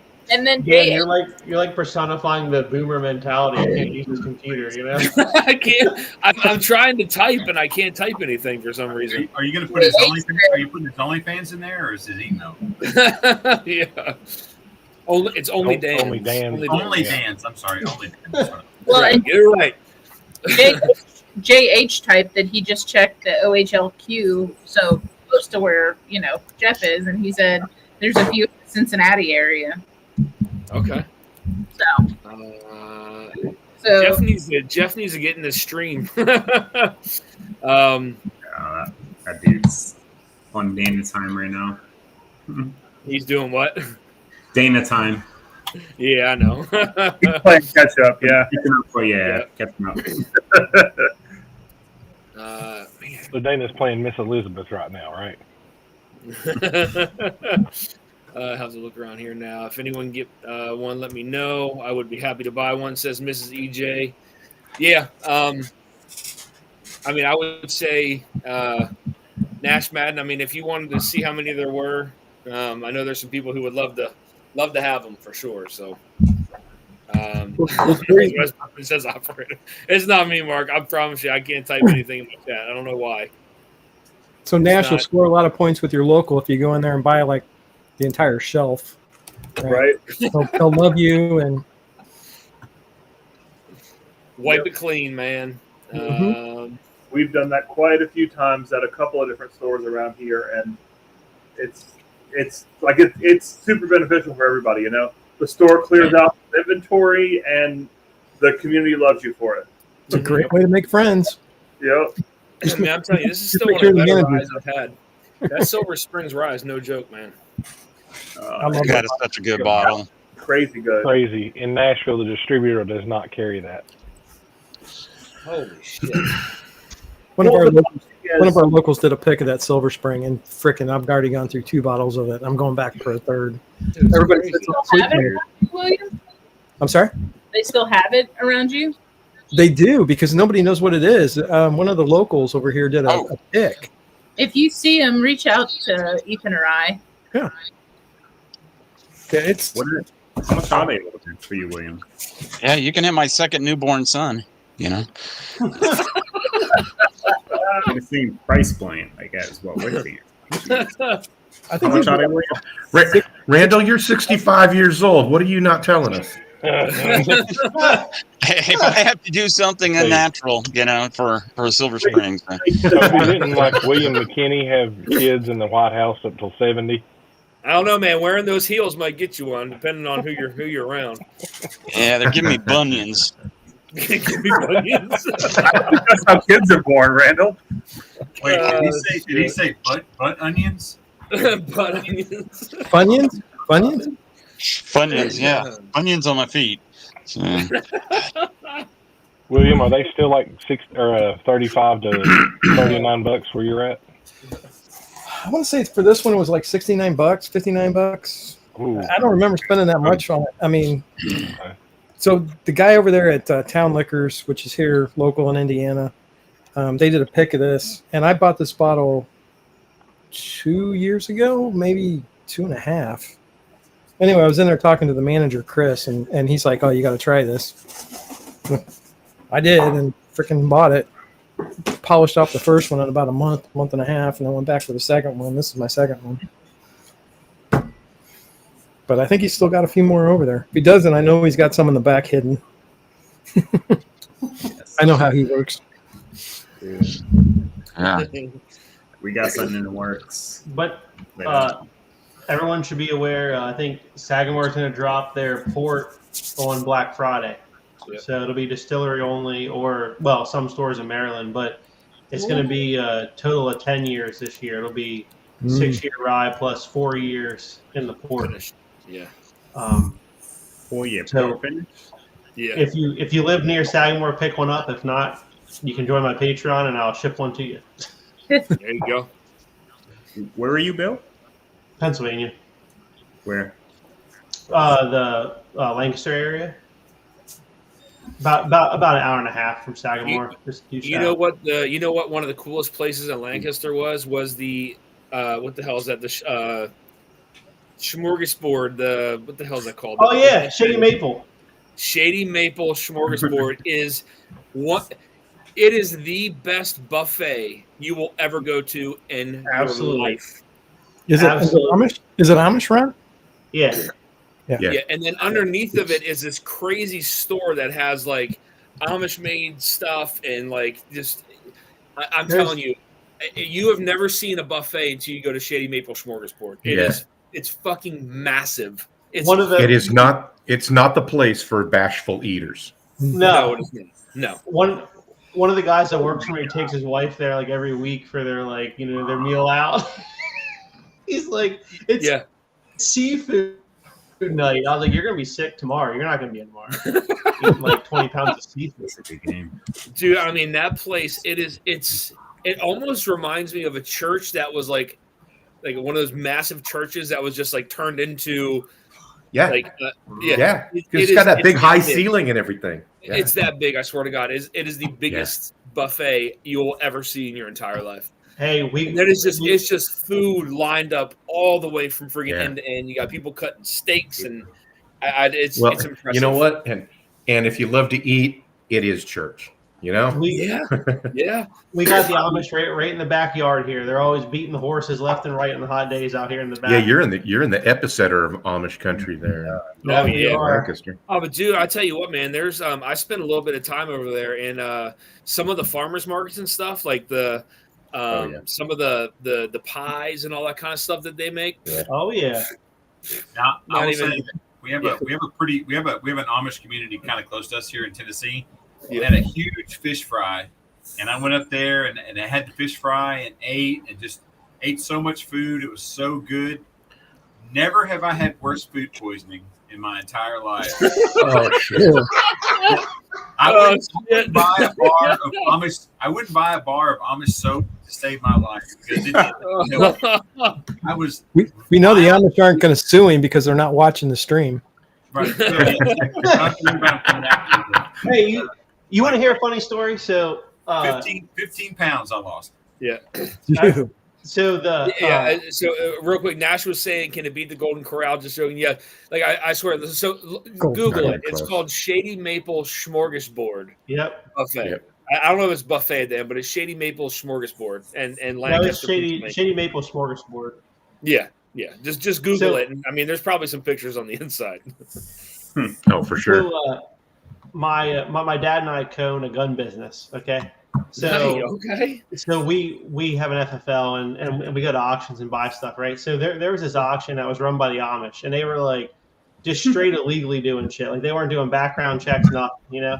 So, and it was like they got caught, number one. So, and it's funny because they can't use like electronics, right? So now like when you go in this place, there's like skylights and like gas powered lamps, you know what I mean? But then in the back, they got all these guys with computers now because those are the dealers. Yeah, that like sell for them because they got caught. They're not Amish. They're not Amish. They're Mennonite. They're Amish, but the people in the back are not Mennonite or Amish, And it's the worst guns you could possibly find. Like everyone is just beat to hell, like welded, brazed. It's like we muskets. I was like, that's a shitty blunderbuss. Blunderbuss. Yeah. Bill, I didn't know that about you, man. We gotta talk a little bit more. Oh yeah. Well, Dan, you're in Maryland. I can't sell you a handgun. I can sell you a rifle, but I got plenty. But I still talk to you. So growing up, my dad was a home builder up in northern Indiana. He used to hire the Amish to build the houses. Number one, because they worked and they did freaking great work. I mean, all the way from framing to finished carpentry in the kitchens. But they always had one guy. He was Mennonite. He wasn't Amish. He was Mennonite. He was allowed to drive the van. That's how they got to and from work. Period. Yep. No radio, no air conditioning, no nothing. And I mean, it was. But those guys, I love spending time out there, just learning from those guys. Amazing carpenters. Well, it's weird because and Bill may know this better, but like when we were driving there, we kind of went. I don't know if there's a back way or there's private roads, but we went the back way, and you start to pass through farm country. And as you start to go through there, you start to see like technology start to go like out the window, and you'll see some people having like lawnmowers. And you'll see some people having like the old blade mowers where it's just the blades and you push it and it's cutting it up and it's like, holy shit, man, this is a very different way of life. And then you got people that just had sheep in the front yard. Or goats. I was gonna say they were making ice cream. Herders. They were making homemade ice cream and they had a skip engine, and the engine would misfire every third time, and like it go pop, pop. And somehow that steam, whatever, got around the technology part of what they were having a problem with. So I'm not entirely sure that didn't make them sick, but that's and then they had a churn, constantly turning right there, and it was just like how can you have this? He goes, well, it's not really gas, it's because it was misfiring. Like you can fix that. No. Yeah. We still drive up there though and buy our beef and cheese and like dairy products because the butter they make, it's all natural. I mean, there's no additives, preservatives. The cheese is freaking phenomenal. So William, have you been to that buffet or no? No. I'm in Indiana, so we go up north to like Shipshewana, but there's also a big one over by Bern, Indiana. Okay, gotcha. Yeah, I mean, if you're ever in PA though, around that Lancaster area, I highly recommend. I mean, I would. I enjoyed my time going there, so I mean that's awesome. I know, Major, you said you got sick there, right? Well, I mean, to be fair, it was. Not that one. It was the one I was at. Not at that one. It was. They do it once every couple of months. They do like this huge fish fry, and I mean, it could have not been that, but they were out there flipping those chicken breasts with their fingers out in the. Well, I gotta wonder, should you be eating chicken and fish from the people that don't believe in a refrigeration? Yeah. Major, I mean, the I was Amish totally don't raise asking- fish. I gotta tell was ya. totally asking for it. I mean, it wasn't. You know, Nash Madden says you have me at butter and cheese. That's it. Well, the thing is with chicken, you can get away without refrigeration, but you got to kill it, cook it, and eat it. I mean, there's no in between, right? You're not ready. I've never seen the Amish raise fish. Gotta say. I didn't see them eating any of it. They were just serving it, snickering. That's what I think. Why is this mayonnaise potato salad burning my mouth? Why is it so hot? Just from those pristine Pennsylvania waterways, you know. So they were trying to kill off all the English.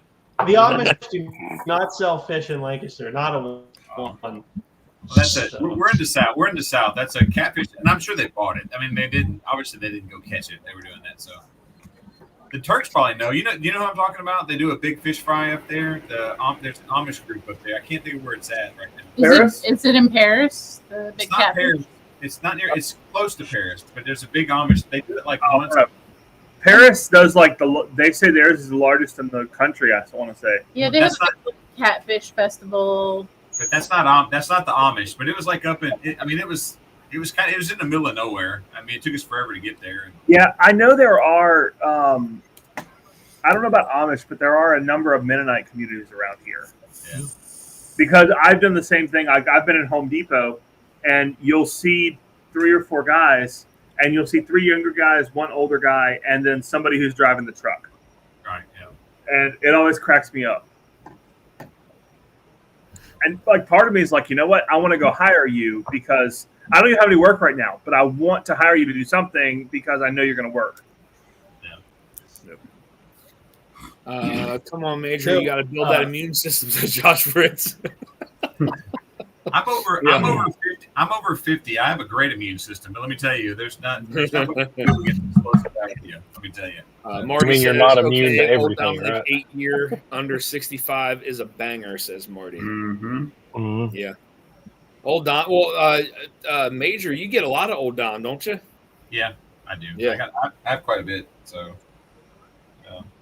I got an early sample of the 8, but I've not bought one yet, but I will. I just hadn't had a chance to get one. So, but I'll tell you that's kind of they've said that's kind of a limited release. You're not gonna, I don't think it's going everywhere. It's not going to be. You went to what, 3 states, I think, only? Yeah, exactly. You went to 3 states. But I'll tell you, it's that limited.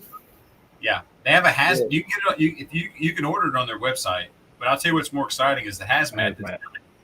There's probably less than 120 bottles. It's going to be distillery only, and I think you guys have all seen the R&D bottles. It'll come a little one.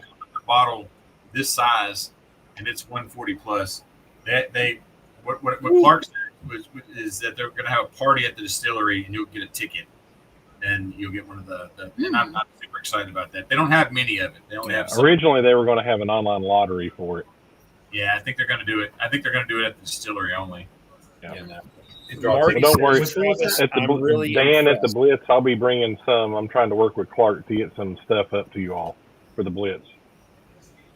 Nice. That's awesome.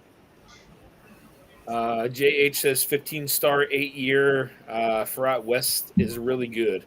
You know what's funny? You say that, JH. I've been seeing ads for that on Facebook like nonstop. Nonstop. I just every kind of whiskey thing that pops up is how many are there? There's like 3 different or 4 different ones, right? 3. 3? Yeah. The bottle shape is awesome too. Yeah, the bottle shape is pretty unique. I do like it. Yeah, I like the red, white, and blue. To tie it all together. Marty. Vic Marty says Big Vic sucks. Those Amish people are cheating, Mark. Right. Once a month, there's a huge van of Amish buying multiple carts of groceries at Aldi's. Interesting. Aldi's is terrible. That's terrible quality meat. You definitely gonna get the shits on that. Yeah, totally. I don't know if they're. It is. He's right. So I'll challenge you on that. Aldi's is the same people. It's the same. It's basically the same as Trader Joe's. Well, I don't fucking shop there either. Yeah, but that doesn't mean they're getting their meat from the same place. No. Whiskey They're habits here, buddy. like expired shit on the shelves everywhere else. Usually, though, they're buying stuff they can't make or they don't want to make, right? I mean, sugar, stuff like that. Like the assholes of the sheep. That's what they're selling at Aldi. They ain't selling anything good there. Do you guys all know? Do you guys all know who Bob and Tom? I mean, they're syndicated, right? Yeah. So you've heard the Electric Amish? Yeah. That cracks me up every time I hear those guys. Hans Gruber. Oh god, Big Vic. We both can agree that Ethan sucks. That's what Marty. Marty's talking all kinds of shit. What's going on with him? What is he doing? All right, Marty, that's it. You're done now, Marty. Is Marty in chat? I don't see him. Did I accidentally block him or what? He's talking all kinds of shit. Ethan just timed him out. The first time it was Vic. Now it's going to be me. I can't see that on my end, so for some reason. Okay, so you guys are fucking with him. I got you. Whiskey habits that I came here for the rosy sunshine view of things from Bourbonville. Yeah. Quit shopping at Aldi, for God's sake. For your meats. They got good crackers, but they don't got good meats. Good crackers. Oh, Christ. Mark Aminoker says, like big that was butter racist. Jesus. Is that racist? Were you telling crackers to shop there? Is that what you're saying? Yeah, they got the good wheat thins and whatever. You know, that's all they got. But it's like Aldi thins. You know, it's like the off-brand. Aldi thins. We do go to Aldi's for some stuff, but and they still is it Aldi's that sells, or no, it's Trader Joe's that sells a $2 chuck. Oh yeah, well, that's it's $3 now. Is it $3 now? Ah, bastard! Damn inflation. $3 chuck. Well, always one that charge you 25 cents for a goddamn grocery cart. You get your 25 cents back as long as you return the cart. I forgot about that until you said that. Yeah, you're right. Yeah, but I gotta carry a fucking quarter with me. I don't even accept change anymore. Yeah, but they'll give you a card if you walk in and say, "Hey, I'm too poor to put a quarter in." Oh man! Chris, yes. I don't know how. Bill does have a channel. Yes. The one I go to, there's actually a little ledge, and there's usually I'm not kidding, like 25, 30 quarters just laying there. People just. That's how you know. That's how you know Mr. Hall lives in a rich area. People be shooting each other over those quarters here. Yeah. Yeah. Well, ledge of quarters. William's out there collecting cards at Aldi. Yes. Tom Hanks when you're locked in the airport. If you just type in Bourbon Bill on YouTube, he'll pop up there. He's got a channel. Dan, I'll be at Sagamore September 26th. We should go to the Fountain. You want to go to the drug scene? I realized when you sent me that, I just realized I'm going to be in Tennessee at Jack on that date. Well, that's a good excuse. We'll give you. That's a fantastic excuse. I'm pretty sure. Hold on. I'm pretty sure that's 29th. You're here. That's my excuse all the time. No, honey, I'm going to be home late. I'm at Jack Daniels. Yep. Or no, maybe it's not. Maybe. We're there on the date. What, Katie? I said we're in Jack on the 29th, right? 2 weeks from today. Well, yeah. I just saw that. Yeah, I fly in on the 28th, and then I fly out the same day after the pig. Yeah. Hopefully. I don't know, man. I've had a couple crazy layovers. I got stuck in Buffalo, and So we can work that out because I know y'all be heading in different directions. Yeah. Cheers, Whiskey Habit, Josh Fritz Bourbon Bill. Let me snag a link and I'll put it in chat.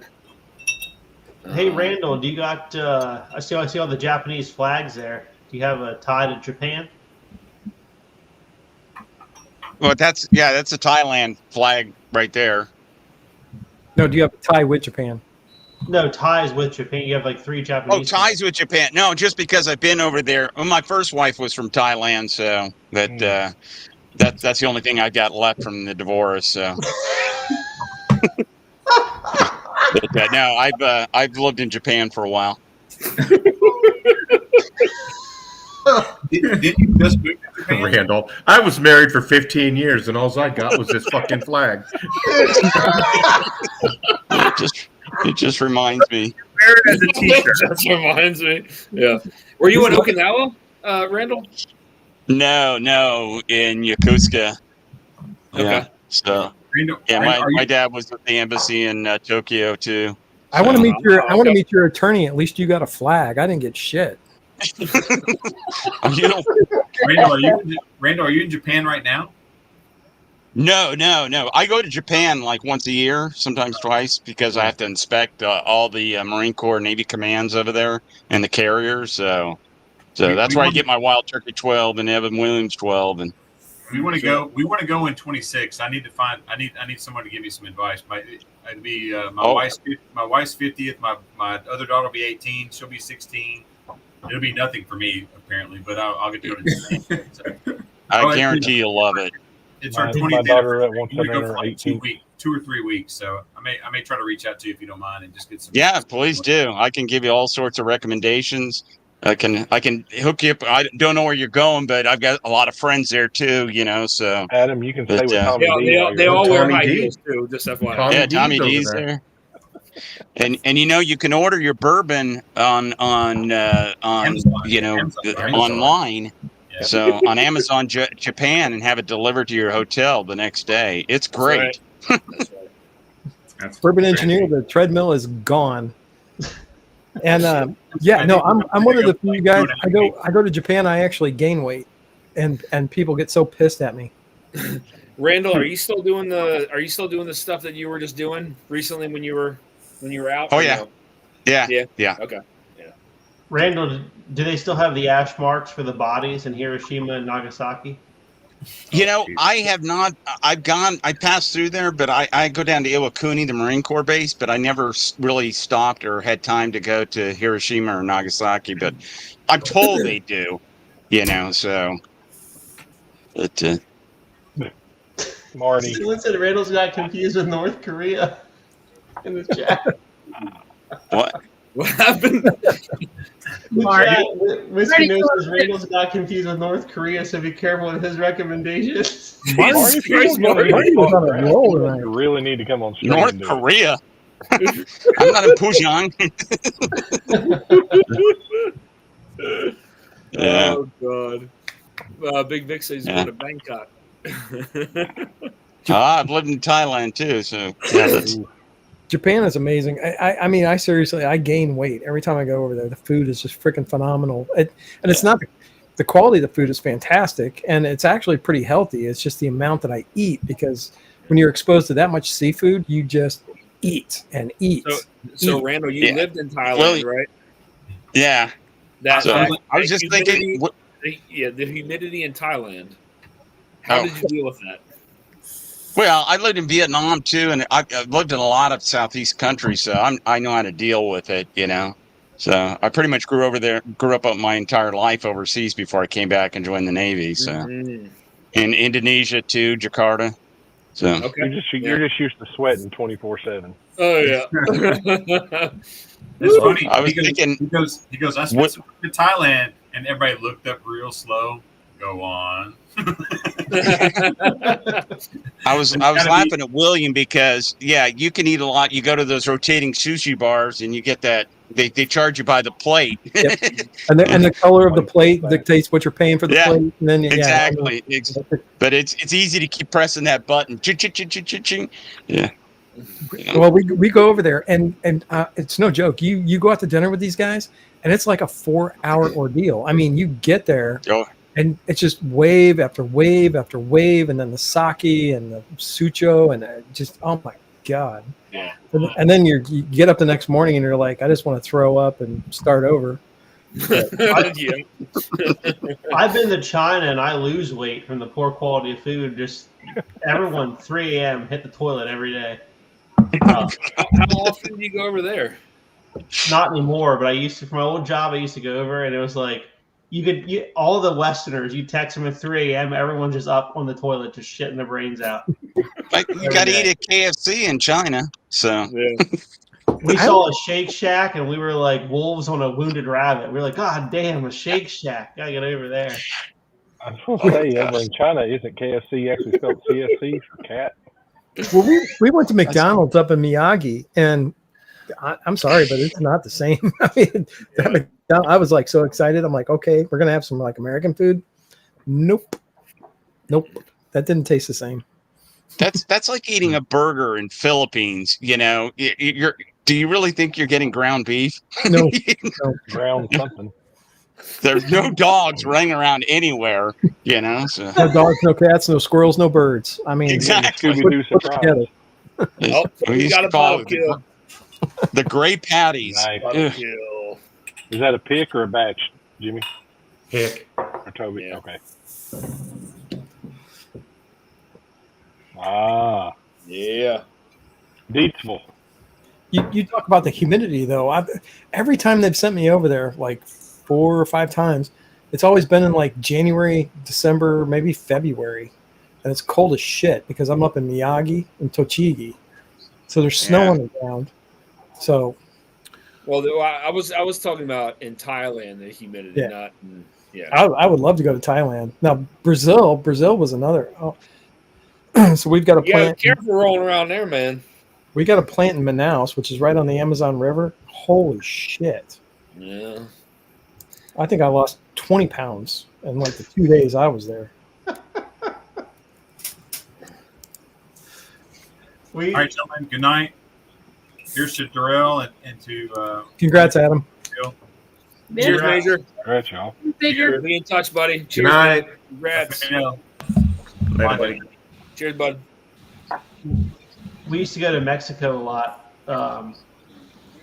across the border there in like Juarez. And there was this guy who drove us in, and he drove a Crown Vic.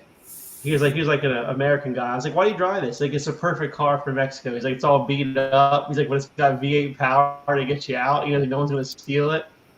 And he was like a real tall guy. He was probably like almost 7 feet tall. And I said, "I heard they've been hanging people around here." And he goes, "They don't have trees tall enough for me. I don't worry about it." Good God, that's horrible. It's true. I spent 3.5 years in Mexico, and the week before I was supposed to go down, they found all the heads in the town center of San Luis Potosi, and then the bodies hanging from the bridge. And my wife looked at me and she goes, "What the fuck are you? What? Where are you going?" And I'm like, "Yeah," but you know, I had a great time. But we were down in the interior, right? So like Mexico City up to Querétaro, we were doing the triangle. Now, the few times that we would go across to like Tijuana, they would come across, pick us up, drive us down. We'd spend the day and then back across the border back to San Diego. We never spent the night. We weren't allowed to sleep in the border towns, but if we went into the interior, we could sleep. Yeah. No, yeah. I mean, Querétaro. Oh, dude, I would retire down there in a minute. That place was phenomenal, fantastic. But, guys, we'll get into the giveaway. We'll say 10:25, 10 more minutes if anybody wants to get into the giveaway tonight. Again, I know there's a giveaway for, what was it, Katie? A mug and so a mug and a 12-ounce bag of churro blend from us, from our site. Somebody donated. There's 3 1-ounce samples of the Still Austin bib. Yep, bottle and bond, 7-year. 2 1-ounce samples of the Rossville Union 9-year rye, and an ounce of the Bourbon Deluxe from 1963. 1963 bottle and bond Bourbon Deluxe National Distillers sample giveaway. Anybody wants to hop in? More than welcome. Dan, do a quick comparison: Sag 10 versus the 9-year. Okay. I can tell you just from when I tasted them, because I did pour some of the Sagamore 10. The Sagamore 10 has more fruit notes, while it's going to because it's a blend, but the Rossville had way more rye characteristics to it than the Sagamore 10 did. Hey Dan, I just sent you one entry for you for your Venmo. What happened, Travis? I just sent you an entry to your Venmo. Oh, okay. Thank you, man. Cheers, buddy. Just for one. Yeah. I appreciate that. Thank you. And when am I going to see you again, Travis? Imagine Journey meetup? 2 weeks. Oh, that's right. That is before that. Okay, that's right. That's right. Now, see, Bourbon Engineer, I never had a problem in share a Monterey. bed before then, but it's okay. I found Monterey to be a really nice city. Well, if you were on, I think it was the north side of the river or canal. Because up there they had like Starbucks, Burger King, McDonald's. They had all it was like super riche, I guess is a good word for it. Yeah. But the best goat cabrito is in Monterey. There's a restaurant there. Frick! Oh my god! Every time I go down, we're going. Is anybody on stream here or in chat a fan of fufu at all? Anybody like fufu? What's Isaac Fufu? My wife does. Nah, it's fufu, real fufu. Does she? Yeah. Yeah, I can't do it. Yeah. So there used to be a place. Well, they're still there up by Camp David, up towards like northwest Maryland. It's called Motherland Kitchen, and I was eating up there one time, and she pulled out everything: peanut butter stew, go see, and then got to try like the beef patties, the pounded yam, the giri. Got to try everything there, and man, I tell you, that is some amazing food, man. I know. Good eats. Huh? I said that's good eats. Oh, absolutely, it's good. And I know I can understand the turnoff from it, where you pull some of the fufu off and dip it into the food. But man, I'm telling you that food is absolutely amazing, man. Amazing. Because I've had it from, obviously outside of country, but then also in country here too. Like I said, and she's got a place up toward, like I said, Camp David. She also has a place in DC. I forget what that place is called, unless she named it the same. I can't remember, but amazing stuff. If nobody's ever tried it before. This cabrito is in Monterey. Is great. Sorry, hold on a second. Whoa, goodness. They kidnapped 26 people from Out of Work Hotel back in the day in Monterey. Love the taxi muggings. Not Top Jimmy with a $20 super chat says, "Smash the like button, you slackers." I appreciate that, man. Thank you, buddy. Thank you, Tob. $20 super chat from Sean Hopegrave says, "Bourbon Deluxe." Cheers, buddy. Katie, let's up the giveaway from the Bourbon Deluxe from 1 sample to 2. All righty. Yeah, that way there's a little bit more to go around. So I think Gimenecker's wanting the link again. Looks like it dropped off the chat. Okay. Yeah, I got it. Well, and actually, I can't. I can click on the link, but I can't drop it in the chat. We can do it. I'll do it.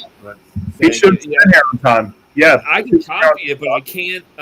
For some reason, it won't let me copy and paste or type anything in the chat box. I don't know why. Hey, Dan, you should make yourself a moderator. That's why I can't. The Turk stole it away from me. Like, he's not chatting anymore. He's done. Ethan low-key knew that, and he's like, I got this tonight. Mark Yamanar with the $10 super chat says, "I'm in. Cheers, y'all. I'll open that Rossville. I just got it today." The Rossville. Wait, which Rossville? Mark, if he's in chat, is the 9-year on sale already? It shouldn't be, because I never received a link to drop it to anybody. This is the bottle I just received, unless it's the other Rossville Union. I don't That's know. the 5145-4 mash bill, correct? No, this is the 95.5. This one. Okay. So this is the 9-year. This is the last one that just came out. It's not the Rossville that we received earlier on. This is the higher age last one that we all picked together collectively. Sagamore 8 is not for the weak at heart. Tastes like 95.5. Is Sag 10 the same? Question mark. It is not the same. I don't think it is. But as far as, I'm not sure what Whiskey Habit's trying to say. Is it the same as in like the mash bill, or is it the same as in the taste? And Dan, I also know that they came out with a label for the low rye 10-year. Oh yeah, I saw that too. That's and that's a Cumming store Whiskey, right? pick for Drug City and all of you. Okay. Okay. That's a pick. That's a pick for Drug City and all of you. There's not much of it. It was a short barrel. Don't get your hopes up. Cheers, Christian says, "What's up, Dan? Compare them against the Woodinville 8 now. I'm good." Dude, Woodinville 8 tastes like Play-Doh and despair. I'm good. That Woodinville 8 ended up in a sample, and I will say, when we were in Texas, we went to a cigar lounge, and one of the guys had a Woodinville 8-year rye. Thanks, Dad. And I tasted it, and it still had some of the same characteristics, but it definitely was not the same as the bottle that I received. Yeah. And I think Katie and Ethan can confirm that. Yeah. How many times did you go back to it after you cracked it? Me? Yeah. Once. So that was it. That bottle that you tried in Texas, how far down was it? Shoulder. Yeah. Okay. All right. Yeah. It's so funny because a lot of YouTubers got, I didn't, but a lot of YouTubers got those Woodinvilles. Like hardly anyone's done a review because they're just afraid to say it's dog shit. It's like someone send me a sample, I'll say it's dog shit. I see now the 8-year bourbon that came out last year. I like that, and so I'm looking forward to trying the 9-year this year. But that's the bourbon, not the rye. I heard it was worse though, the 9-year versus the 8-year, from what I've heard. I don't know. That's the first I've heard that. I don't know. It's a try before you buy for sure because Woodinville's so hit and miss. Which one? But the bourbon, the 8 versus the 9 bourbon. The 9-year bourbon. I like the bourbon better than the rye, but again, the rye that I tried in Texas was better than the bottle that I got from, like, better than the bottle that I got from Woodinville on the rye. So, I mean, well, Jason's on from the Mash and Drum. I think he said the 9-year was horrible compared to the 8-year. The bourbon, I mean, not the rye. Not the bottle that I got. I mean, the bottle that I got, the bourbon is much better than the rye. I mean, from what I got anyway. I don't know. What's going on, Mark? You can't polish a turd. Polish a turd.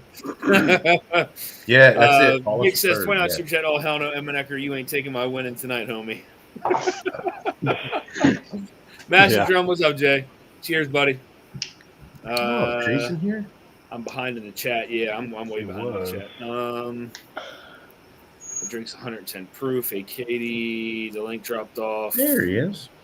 I thought you meant I this. can't drop the link, Jay. I'm sorry. It's not allowing me. I'll do it again. Okay. I thought you meant the shared. Yeah, Mark. So there's two. Hold that up again, Mark. God, I can't even double click on you. There you go. That's what I thought you meant. Isn't that your pick? That's it. Gotcha. Yeah. So that's one of the. That's the earlier release. Right. But this one is the 95.5 9-year. That's what I thought you meant. This. Yeah. So this one just we just received the bottles from this one. So I got a question: is the silver label the 95.5 and like the bronze label the other? Because that's confusing in the Rossville labels. No. So this one looks like this. Hold on. Looks like copper. It looks the same. Yeah. Okay. Yeah. It looks the same. Same Gotcha. label. Yeah. It's all spelled out there though. Yeah, but it's still that copper. I know that they on their old bottles you had silver and you had copper as far as two different ones. Why can I not click off myself? Thank you. That's buddy. Cheers. Trying to make a poll? Is that getting you hung up? So, Randall's throwing in a sample pack, 5 2-ounce sample pack from some of the 17 bottles that he picked up on his trip to Florida. Oh, yeah, wow. just saw. Thank you, Randall. I appreciate and so it. it'll be that old Dominic 8-year store pick. So Randall just came home with like a case and a half of Traveler. So I mean, that's all I got. 14 bottles of Traveler. One bottle of Blanton's down there. At least half of them are store pick. This old Dominic wheat whiskey single barrel is really good. Right. A case and a half of Traveler and one bottle of Blanton's just to try to save himself. Yeah. Jimmy's dissed me tonight. He might be in contact with Marty soon. Whiskey Habit says MGP rye is so underrated. Yeah, I mean that. Yeah. No, it tastes like Sag Blend 74 rye is on the profile Sagamore. Yeah, I mean, I would say, does it tend to taste like a 95.5 rye? It does not. I think it's way sweeter than a 95.5 rye, for me anyway. I mean, even just on the nose, like I can already tell you that this is the Rossville 9. It has way more rye characteristics on the nose than the Sagamore does. Because Bill, isn't it a 80% 95.5 and 20% 51? It comes out to 74%, I believe, is the final. It's 74% rye. I'm not sure what percentage they use of that. There's more 95.5 in it than 51%, but it comes out to like 74%, something like that. It's like 74, 76% rye is the final SAG breakdown for all their bottles.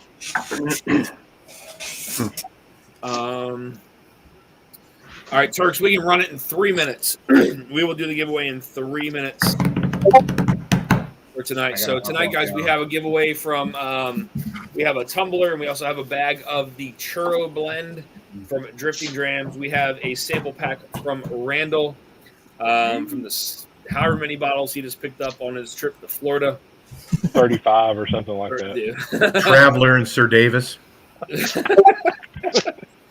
We have Hidden Barn. 2 samples of the Corner Creek. I'm out. 9-year rye, 3 samples of the Still Austin Bottled and Bond 7-year, and then now 2 samples of the 1963 Bourbon Deluxe Bottled and Bond. Sweet. Nice. For 1 minute, could we talk about how bad of a value this fucking thing is this year? Oh, The yeah. Russell 13. Yeah, the When spring you can't see it. 2025. It's like the worst goddamn bottle for $200 you've ever tasted. Really? What is it? All right, Russell's I gotta 13. Yeah, batch 6. See, Darrell, congrats, man. Later, Have Drew. you had the Calumet 18 Good night, or the Darrell. Calumet Yeah, buddy. horse stable decanter Good for night. 200? Good night, Darrell. I'll never see the Russell. I'm glad I didn't pay 200. I guess. It's that bad, Bill? Yeah, I mean it's not It's bad not whiskey, but it's easily the worst Russell's 13 ever produced. It's the youngest blend they've ever produced, and it's the most money And the they highest ever proof. charge for a Yeah. 13. Because this is the first release since they came out with the 15, and of course they took 16-year-old to make the Masters Keep, so there's nothing older in it, I'm sure. Yeah, it's all just 13, and some of the barrels flopped to 14, but the previous 5 batches of 13 had like 19, 20-year-old in it. Yeah. And they were, $70 to $150. But batch 6, they upped to 200 and put the youngest shit in it they've ever put in it. Gotta love I big mean, now that corporations. there's Russell's 15, we're probably not going to see those high age barrels in 13 anymore. Well, now Russell's 15 it's not dropping this year, right? No. They're doing a Russell 17 next year.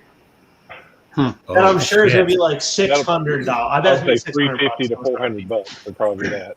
What happened to this? I better go start the refi process tomorrow. Yeah. Hey, How do you know you love whiskey? You refinance your home to buy those. Okay.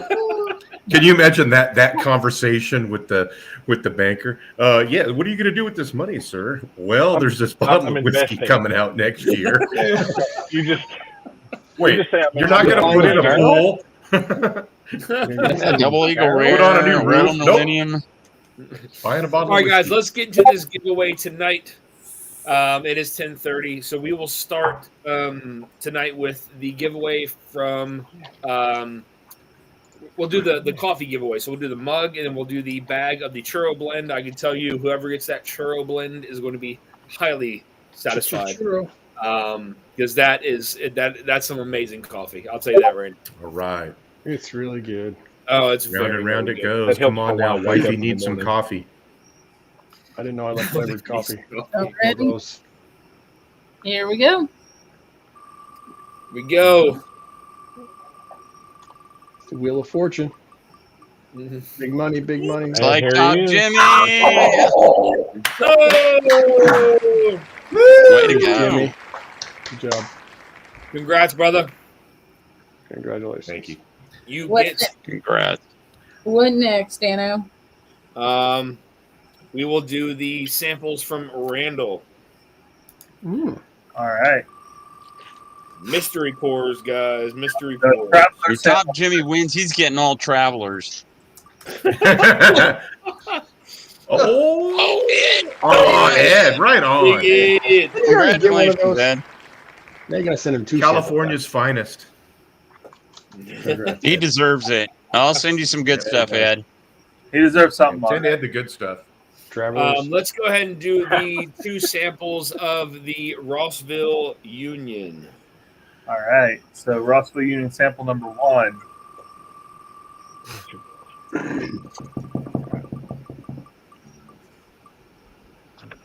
Land. Lands. So close, Nice. Vic. Good. So close. Big Vic's going to yell rigged. All right. And Rossville Union sample number 2.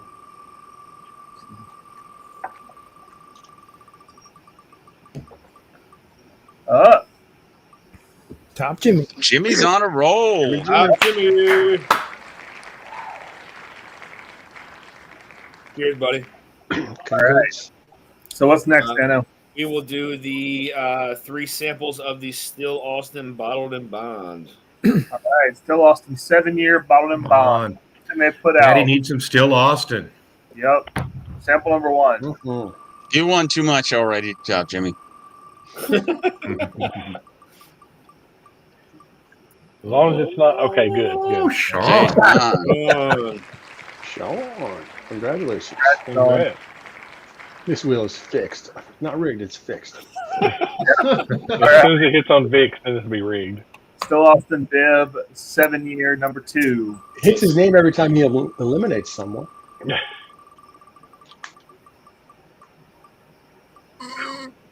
Oh, damn it. Okay, That's good. Really cutting it close. All right, and bottled and bond sample number Congrats, 3. Ed.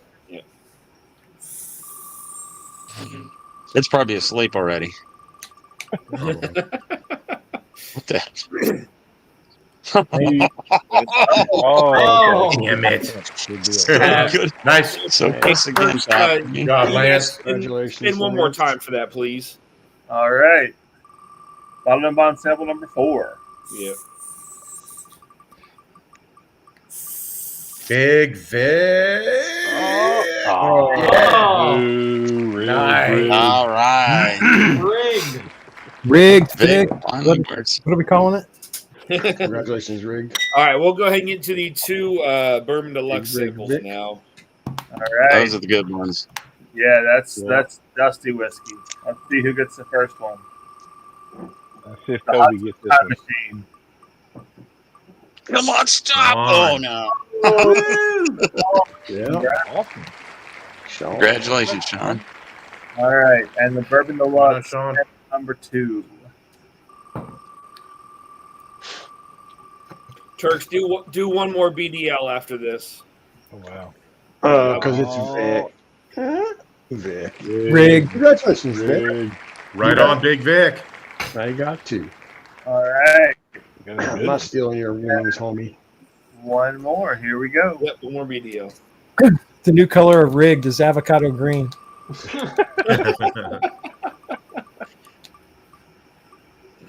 Ed? Ah! Ed. Hey, I can send that a sample. Spin again. All right. Spin another sample. The finest from Huntington Beach.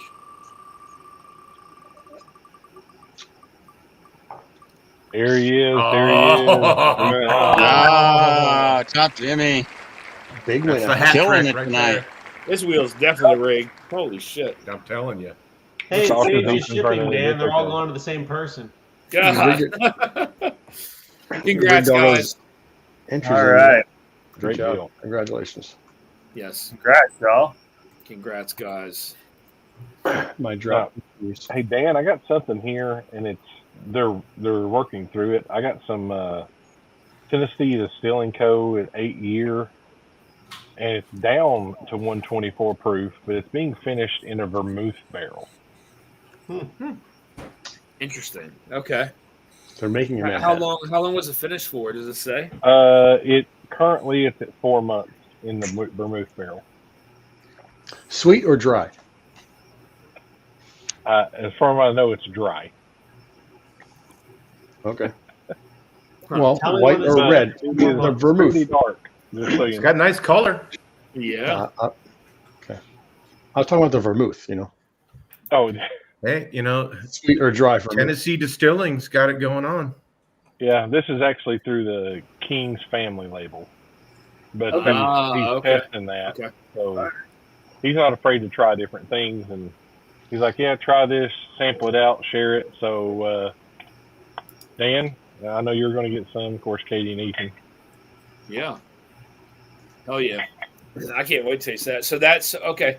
So are they? So did they pull it after that finish, or is it still finished? No, it's still being finished currently. I mean, Okay. there's 4 days difference between what it is now and what this bottle is. So it's just the singular finish. They're not going to finish it in anything else after the vermouth. Nope, it's just going to be vermouth because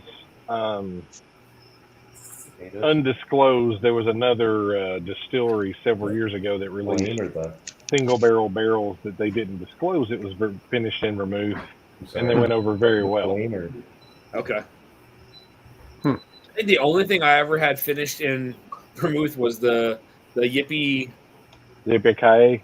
Yippee-ki-yay. Yeah, I don't think I've ever had anything else. You can't hide it on the nose as far as that effervescence and that pop, but as far as your coating in the mouth when you're drinking it, it's very viscous. Yeah. Bill, I gotta say, it's very hard to choose between the two ryes. They are very, very, very different. That 95.5 from Rossville is just in your face rye whiskey, big, bold, spicy. Where the Sagamore is super sweet, fruit forward, fairly fruit forward. Yeah. But it's way more not as spice driven as the Rossville is. But that Rossville, it lets you know it's a 95.5. I'll tell you that. That spice is there, but the characteristics on it is like the flavor profiles are vastly different. Some subtle mint on there, a little bit of mint, like spearmint. They're about the same price, right, Dan? Well, so when we picked the rye, Ian had brought out that older stock, and we tried it, and we all collectively thought that it was phenomenal. And he said it was going to be the same price point as the other Rossville, which I think was what 59, 69, I can't remember the price point. But he said it was going to be the same price point. I haven't seen the link for that Rossville yet, though, so I can't confirm or deny what the price is going to be for that yet. So because it's crazy, they don't base them on age; they just base them on what the SKU is, and they can't. Yeah, and that's what surprised. Yeah, I mean that's what surprised us all is because I remember Jay West was like, "Whoa, like really? It's gonna be the same price." So I don't know. That's unfortunately that's not my decision to make. But it's hard to say. Whether there'll be an upcharge on it, I don't know. But well, they're going to be within $10 of each other either way. So for sure, yeah, for sure. And again, I mean, vastly different. Like you can taste the 95.5 compared to the sweetness of that 10-year blend. I mean, it's just it's vastly different. Both are great though. The whiskey have the stats on the Rossville 95.5, 9 years. That's it. Single barrel straight rye whiskey. No finishings, nothing. It's some old stock from. Is there proof on there? Huh? Is the proof on there? Yeah. So proof is 115. 115. So, is one of the two more balanced, or is one of the two more polished than the other? I would say the more balanced one is the Sagamore 10.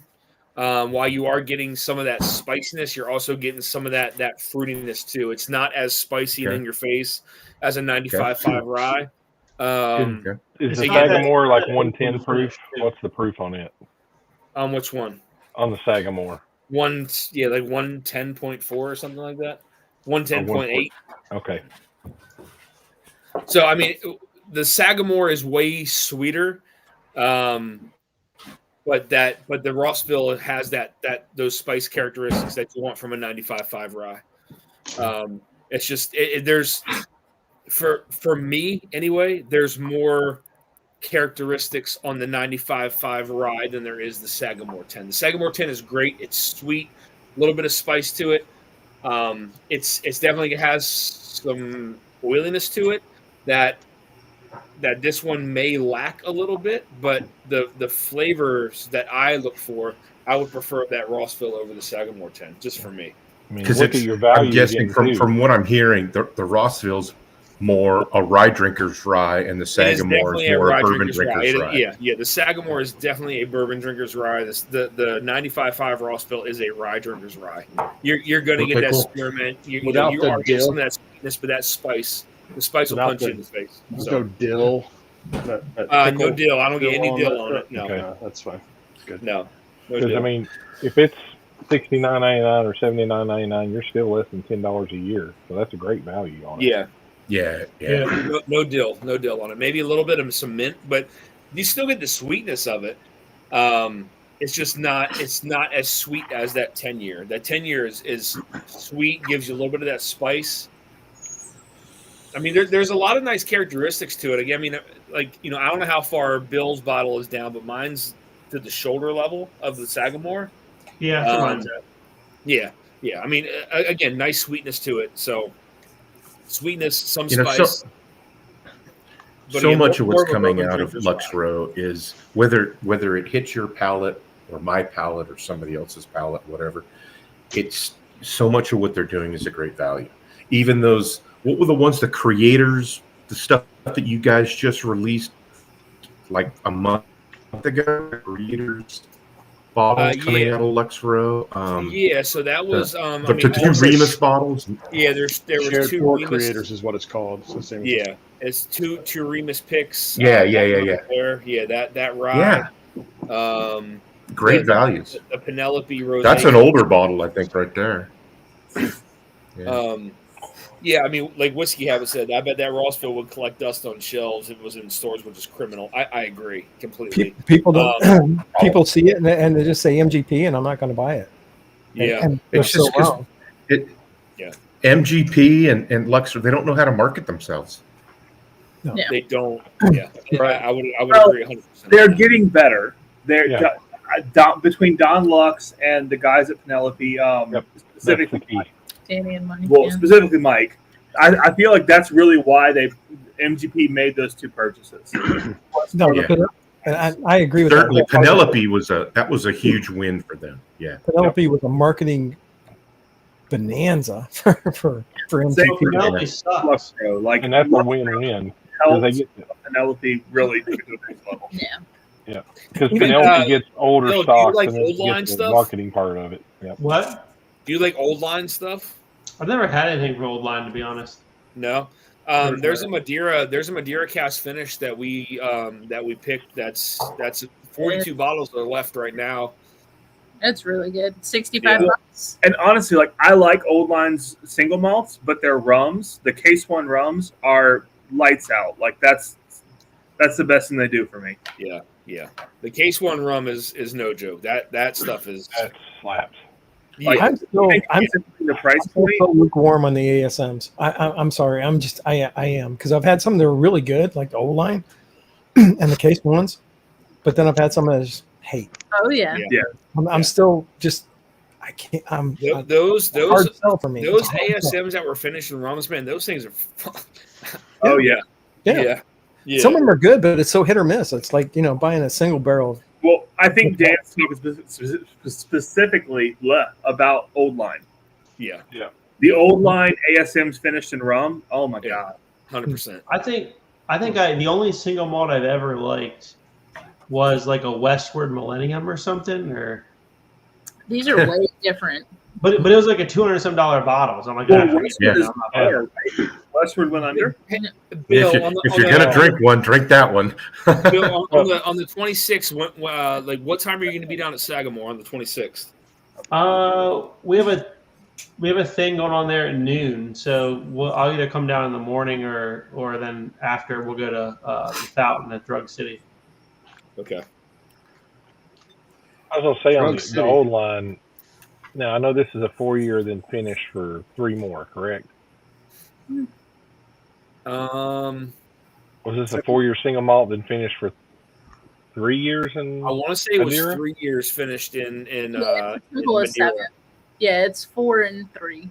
I mean, I got something in. Vic sent me a sample. I mean, it is very good for a single malt.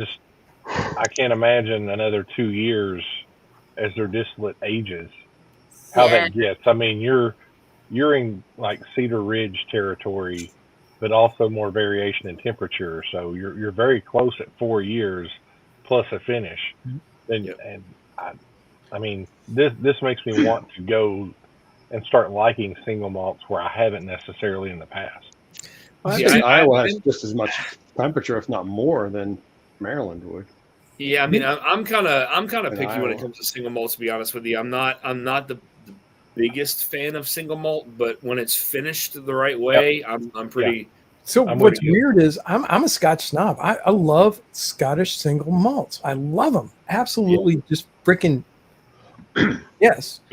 But the American single malts, and maybe it's the temperature swings, and maybe it's the the environment that they're being done in. I don't know, but they are so different. Just I mean, typically the ones here are new charred and then not Old Line finished. does good stuff, but they have some QC issues. Yeah. Well, yeah, but those Scotch guys have got a that'll lot more help them centuries at as it. well. Yeah. What are y'all sipping tonight?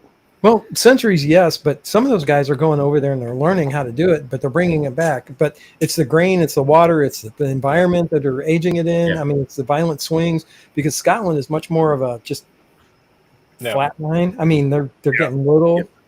Typically, here in America, single malts, they're putting in new charred and not used. Mm-hmm. So it'd be interesting if, here, I mean, they may have done it here in the last 3 or 4 years. They've put it in used and letting it age to see how those variations occur slower, because that's what's going to happen. But we have better temperatures, which should cause interaction to happen quicker. Well, I'd like to see more out of either the Pacific Northwest or Upper New England, area, like Maine. Yeah, because I mean it's more of a flat, right? I mean there's not this huge. Yeah, and you're getting closer to a Scottish climate. Yeah. Mm-hmm. Yeah. I would love to see some of the American single malts do that, but I mean I know they're located all over the U.S., so that's not viable. I mean that's just not.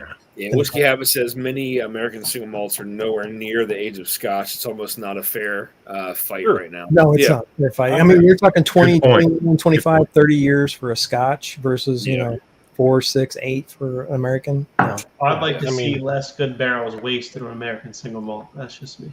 But who's taking like a sherry butt or something else and just throwing single malt in a hot dog and just letting it age? Yeah. And with that, I'm out. Good night, Bill. Good night, Bill. See you, buddy. Thanks for hopping on, man. Yeah. Good night. I think that's gonna do it for us too, guys. We're gonna wrap it now. Katie, Ethan, thank you very much. Have a good night. Of course, yeah. Great stream, Dana. Night, you guys. Thanks, guys. We'll see you later. Yep. Katie, thank you, Ethan. Right. And one thing that Big Vic says your butt, Travis. my butt. Good yeah, Lord. well, I mean it's rather large, so that'd be a whole lot. So, I don't know who said it. I think some of the American single malts. I really think they do have. They're starting to run, and I think they're. Whoever said it, I think they're correct. The age, the longevity, the knowledge behind the Scottish guys are just a little bit further, but I think there's some room to grow there, and I think those are going. The American single malts are going to come on strong. Stranahan's, the Blue Peak, freaking love it. Snowflake, have you had that? Is it No Flake or Snowflake? The Snowflake, the yearly release. Yeah. Okay. And then supposedly this 12-year, which I haven't had yet, is supposed to be phenomenal. I've never had the 12, but I like what Stranahan's is doing, and I think I mean, I think some of these guys really have some legs to go the distance and really come up with something good. But age is a huge thing, right? Lance, so Isaac Fufu says there's a single malt distillery on Cape Cod, but it's big dollar bottles. Well, Well, I mean, big dollar bottles. Is it worth the big dollars? I mean, is it 5 and 6 year single malt that they're wanting $200 and $300 for? That then no. But as a small fledgling distillery, I understand, asking big dollars for a bottle that's young, because they got to turn a profit, and they got to make money and keep going. But at the same time, is it really worth it?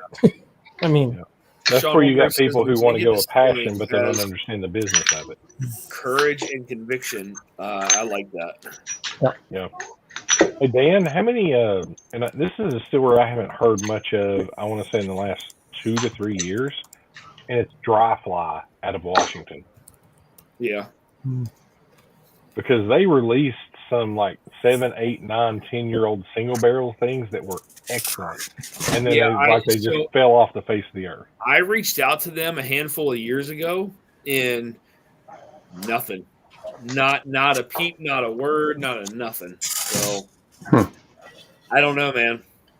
So, aren't they expensive bottles too? Dry Fly? What you got there?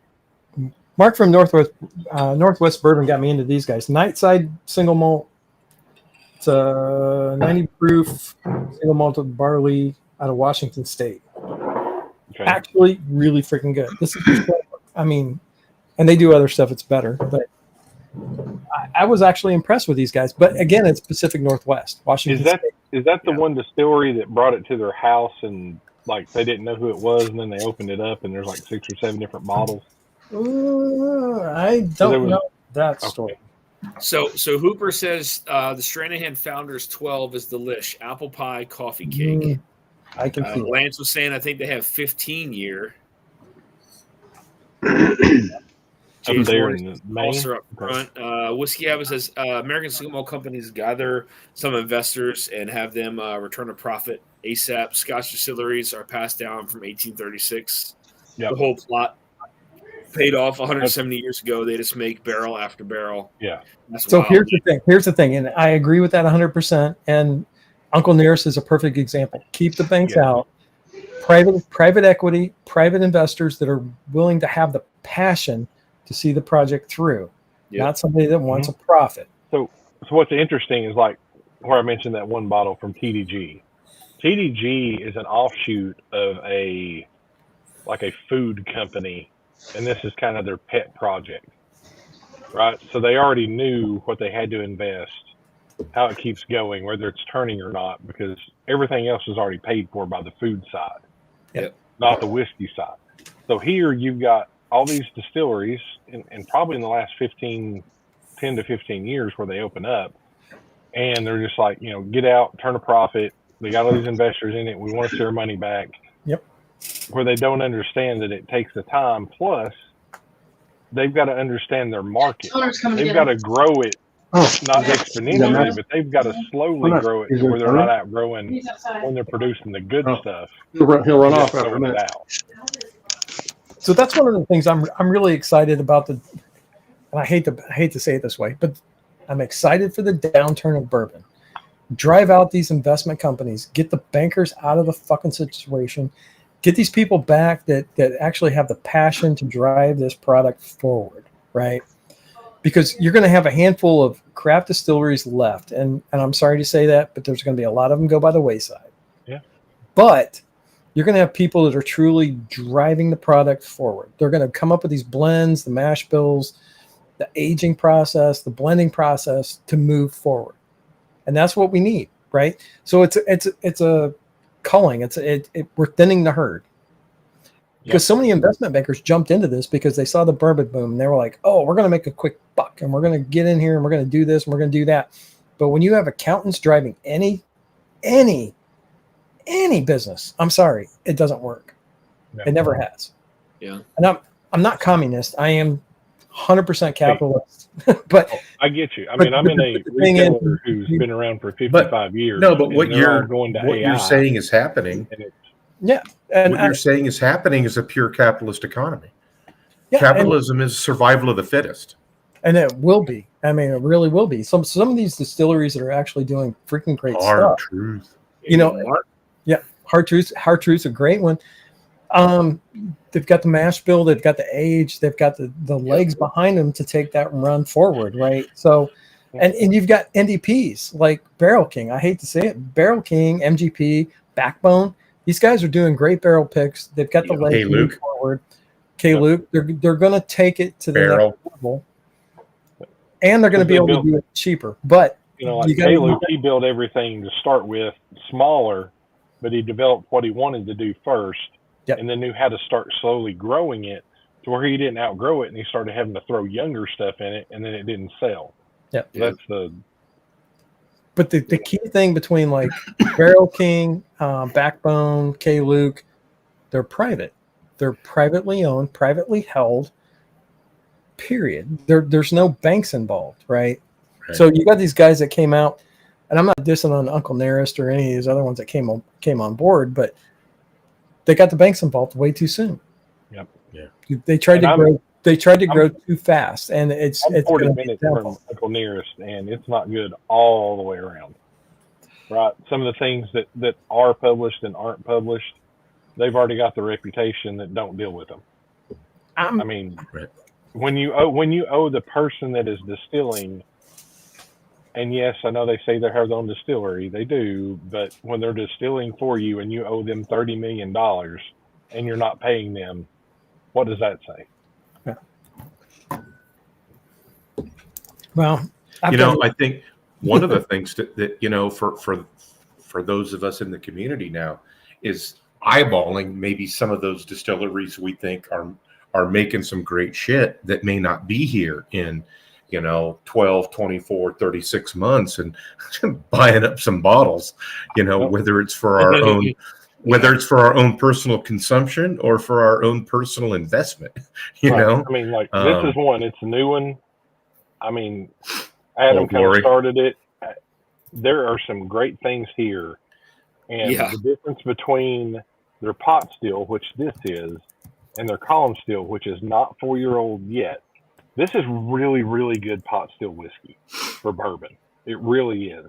And then their column still only elevates that without getting rid of some of those inconsistencies that the pot still has. And it's a great Tennessee whiskey. And if we can keep them holding on to where that becomes 5-6 years of age that way, then I mean they're in the market competing with the Jacks, the Dickles, and the Old Dominics. I mean, you could have 4 really solid distilleries west of Nashville West in the state of Tennessee that really can thrive because they produce great whiskey. And there's another one, East Tennessee, and I know Marty, he promotes the one out of Upper East Tennessee where they're still sourcing, but there's another one called Roaming Man, and now they're being funded by the Sugarlands distillery, right? That's where their cash cow is because it's all moonshine. Yep. But their rye whiskey is 6 to 7 years old, and they've done it all themselves. They've done it all by pot still, and by the way, they have the largest copper pot still in the United States there. It's almost 2 stories tall is how big this thing is. Jesus Christ. And they're producing great craft rye whiskey. And they're doing it the right way because after they're only doing 375s, but now they're doing 750s by batch. Granted, it's 110 to 113 proof. That's like $49 to $59, and it's 6 years old. But they do it the right way. Here's the thing, and I think you guys are probably in the same boat, right? So been in this long enough, been through all the big name brands. I'm looking for those small local craft distilleries that I can't find. So every time I travel, I'm literally going off back roads. I'm doing Google, I'm doing Yelp, I'm doing whatever I can find to find these little companies because I want these little no-name brands. I want to try shit that I haven't tried before. Yep. Because I've got 350 bottles on my shelf, and I go back to them from time to time, but Yeah, that's what I want. I want the little no name. That live is good. Yeah. That's what I'm looking for, and I think a lot of the bourbon downturn is going to take advantage of that. Yep. So Lane says Triple Eight Distillery. The single malt is called Notch. It's 15-year sherry cask for $500. Woo! To your point, I don't know what it was, maybe 2 years, 3 years ago, or whatever. I stumbled across Ben Holiday. Yeah. Nobody was talking about Ben Holiday. Nobody. And I started banging the drum, and I got a couple of stores close to me to pick it up. And by the time I got them to pick it up, then it was just starting to creep into a few channels or whatever. But I was like you, I was like 6 months ahead on Ben Holiday. And look where they are right now. I mean, they're blowing up. So that is a market. Hooper says he loves his Barrel King for the blends. Backbone and Evernorth are killing it with price, variety, and quality. 100% Hooper. Be on the lookout for Evernorth. those rolling into next year, man. So I think both of those are on the hit list. So here's the thing. Here's the thing too. Even if you find a small distillery and you don't like them at first, keep track of them because they tend to like trend, right? So Ingram single barrel, fuck yeah, dude. It's a rye. Yeah. A couple years ago was not on that and wasn't going. Can you put that up closer to the camera? I want to see that one. Yeah. Oh, wait, dude, that was one of the better. Oh yeah. I've got a bunch of their stuff. Yeah. Really? But they started with single barrels here this year. Yeah. And they went up trying to pick a bourbon because this is where, I mean, they're contract distilled or whatnot, but this is a 5145-4 contracted and distilled out of Owensboro, which is Green River. Yeah. And it's different than the Bardstown stuff. And this stuff punches well above its weight class. That's because of how they age it. Yeah. Yeah. It's like Green River distillate. I tasted some of that stuff in the single barrel competition of the Ascot Awards. Yep. 2 years ago, 3 years ago? I can't even remember anymore. It was one of the top whiskeys I tasted. Like it was like their flagship 23 or their flagship 24 was way up there. Oh yeah. Yeah. But you guys remember like 5, 6, 7 years ago when Hard Truth, I mean, they were good, but they weren't great. But they've like leaps and bounds. I mean, come on. And who's another one? Huber. And I know Starlight channel, but Starlight stuff. Their peanut butter whiskey is probably the best peanut butter whiskey I've ever had.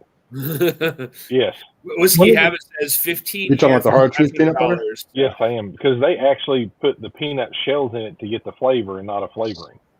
Oh.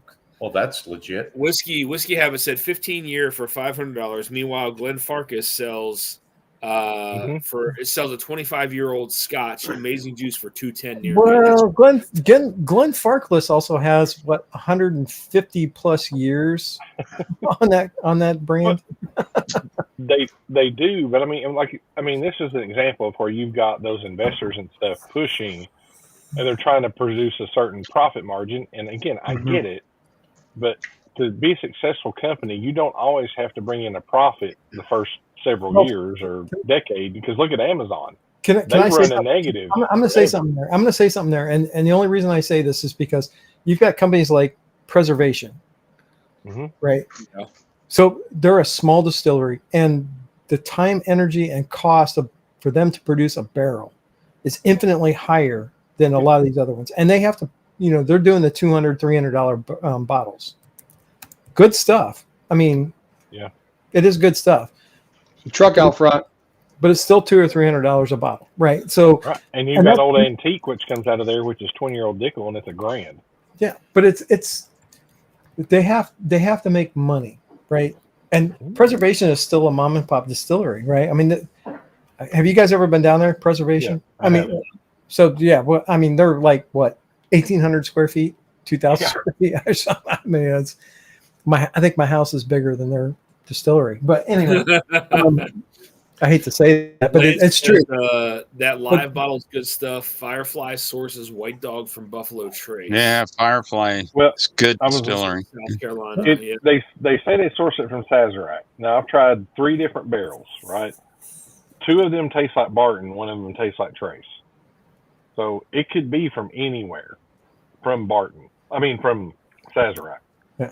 They're all excellent. Don't get me wrong, because they're all different. And that's what's unique about it.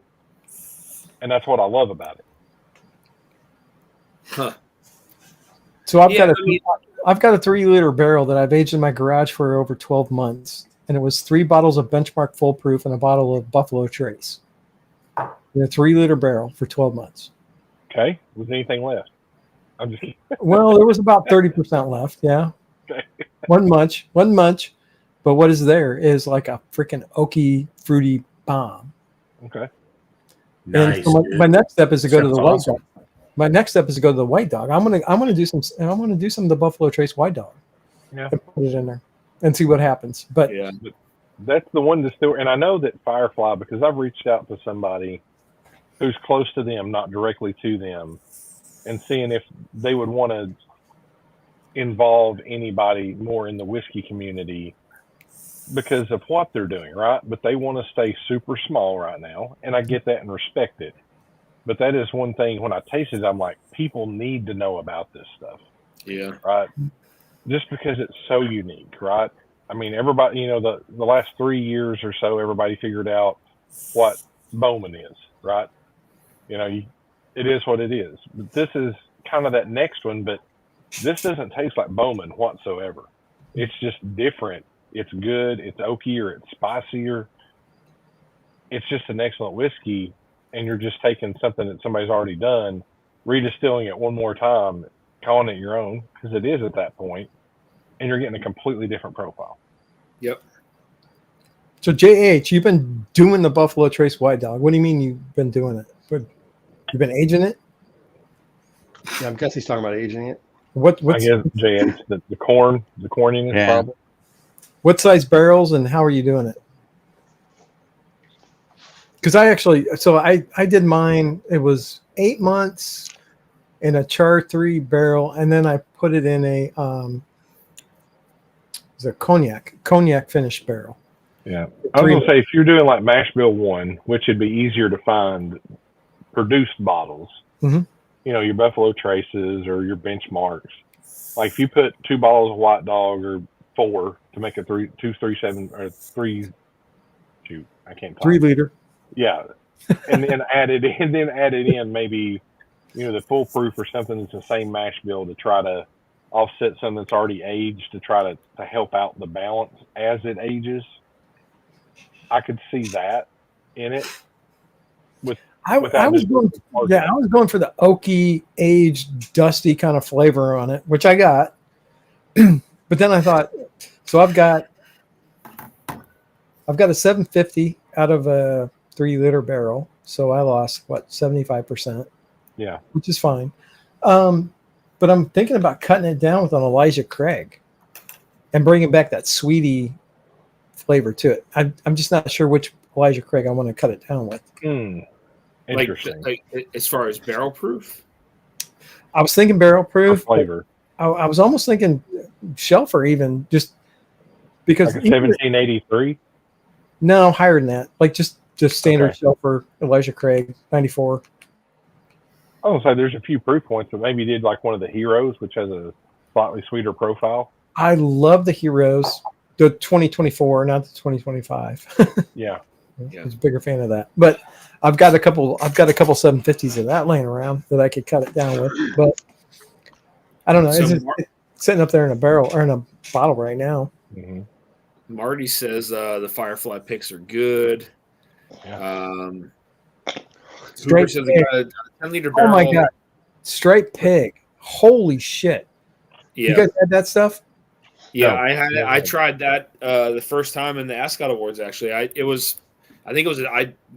I graded it like a double platinum, if I'm not mistaken. Straight pig, right? Yeah. We had a guy bring a bottle of that to a bottle share, and I was blown away. I mean, What is strap pig? I've never heard of this. Tennessee, isn't it?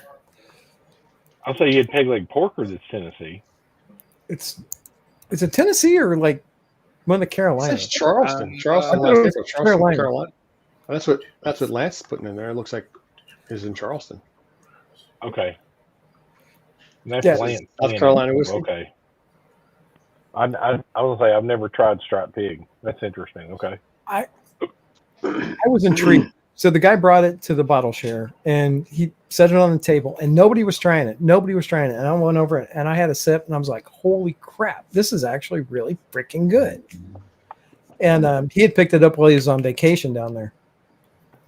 So I was very happy with that. And if I could done it, if I could find it around here, I would, but you can't. I mean, it's too small. So Dan, I know you know the story or backstory on a lot of things. Excuse me. Somebody found this for me for $20. 8 and sand. Oh shit! That's old school MGP, man. I was gonna say, wasn't this like a batch that was like old MGP, but they had to make it old because somebody put in like a 3 or 4 year old barrel in the whole blend, and then they tried to sell it off. They did. Mm-hmm. That's So crazy. that's the thing that intrigues me is crazy one-offs or stories that go along with these things that make them unique. It doesn't have to be expensive, right? It's just things that you can talk about around them. Yeah. That's what I like about this whole thing, the whole community along with it, finding out about things, finding hidden gems, hidden stories, and it all revolves around this stuff. But then the real things that matter is what we're doing right now.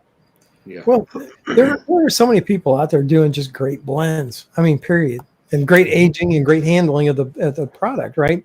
I don't care where it comes from. Bardstown, MGP, freaking Canadian. I don't care. You know, as long as it tastes good and the price is not stupid, you know. I don't know who made the comment about refining their house to go buy a bottle, but that was Toby. Yeah. I was gonna say those days should be slowly closing. I think and I say slowly closing, maybe in the next 2 to 3 years, depending on what if the market keeps doing what it's doing, which I don't know if it's going to change that much, tariffs or whatever wise, then it may be a buyer's market again, and we could be in an age of I already know of a distillery. It's an MVP that purchased 100 barrels from a distillery that is not going to be here very much longer. And they're 13-year-old barrels, and it's 13-year-old MGP. It's just sitting there that nobody's done anything with because and they got it at a rock bottom price, and they're going to come out with some great whiskey. Sounds like an Evernorth. Decent price for everybody. Yeah, I mean, just about the time our livers go out. So Lance says he's got a single barrel rye striped pig, and it's nuts. A bourbon single barrel too. You can buy it from them. They only did one single barrel rye as of April. I think they have only did like 19 bourbons so far. So Lance, are you bringing that to Bardstown? That's all I'm asking. Yeah, I know because he bought that friend. 11-year-old New England last year that was crazy, right, Dan? Yeah. Well, Lance got some pretty monster bottles, man. Here's the thing I hope, and I know this is not going to happen. So the distributors went out and they bought all this liquor, right? So now they're sitting on it, and they paid inflated prices. But the prices are coming down. But they're not going to adjust the prices. We're going to see these inflated prices for what? 1 to 2 years until they clear out the stock. And that's what bugs me is the fact that it's going down. It should be going down.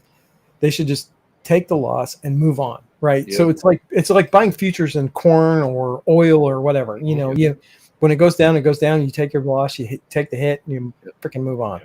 Because you have your portfolio to raise the other prices up, so at least it's not an overall loss, right? But they're not going to do it. They're not going to do it unless they're leveraged in like maybe tequila or rum or something else that's coming up.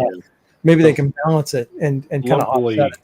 Locally here in the last 3 months, there's been one distributor who's carrying some Foregate, and they had extra. So one store purchased the rest of what was in the warehouse. They sold off I think it was the Andalusia Key barrel or bottle. They sold them for $50 a bottle, and they had 30 cases of it. And you didn't call me? I'm sorry, I didn't. I didn't buy that one. But, Yeah. but then they had a 7-year-old single barrel rye that they were selling for $70 a bottle. But one person went in and did that, right? So that distributor's done that. Right now, they're going through, and I think it's the same distributor, has some 90 proof 5-year-old Doc Swenson's, right? So one store basically bought all that they had of it, and they're trying to pair out an old fashioned not completely done, but the mix that you put in with the bourbon. They're selling both of those things for $29.99. For what? Wait, what bottle of bourbon? So buy it and throw away the mixer. 5-year-old 92 proof, but it's 5-year-old MGP at 92 proof plus that mixer to go in with it for $30. You're still the bottle was probably $35-$40 when it was. Yeah, I was gonna say, you're still way ahead. Buy it and throw away the mixer. So Joey B says, did the distributors really pay inflated prices or charged the inflated prices? They bought at inflated prices when the market was up. Yeah. And now they're sitting on all this inventory that they have to clear out. So they've got to balance their books, right? I mean, you buy it $50 a bottle, you got to sell it $55 a bottle. Yeah. Damn, Lance was saying Wilco was selling Kentucky Owl 12 for $40. It's to be in the Northeast at the right time. My goodness. Yeah, you're not kidding. Yeah. Yeah, but I mean, Gents, I gotta get ready to hop off national- here, man. I gotta take my kid to school in the morning, so I didn't plan on staying out. That's too late, no excuse. I love you all. Thank you guys for hanging out tonight. Great chat. I loved it. Thank you all so much. Again, thank you all for the super chats, guys. Much appreciated. I will see you guys next Monday with definitely one, if not two matchups. Try to get us back into the Final Four. Cheers, y'all. Have a good night. I'll see you guys next Monday. Thanks, Dan. Appreciate it, man. See you guys. Thanks, Dan.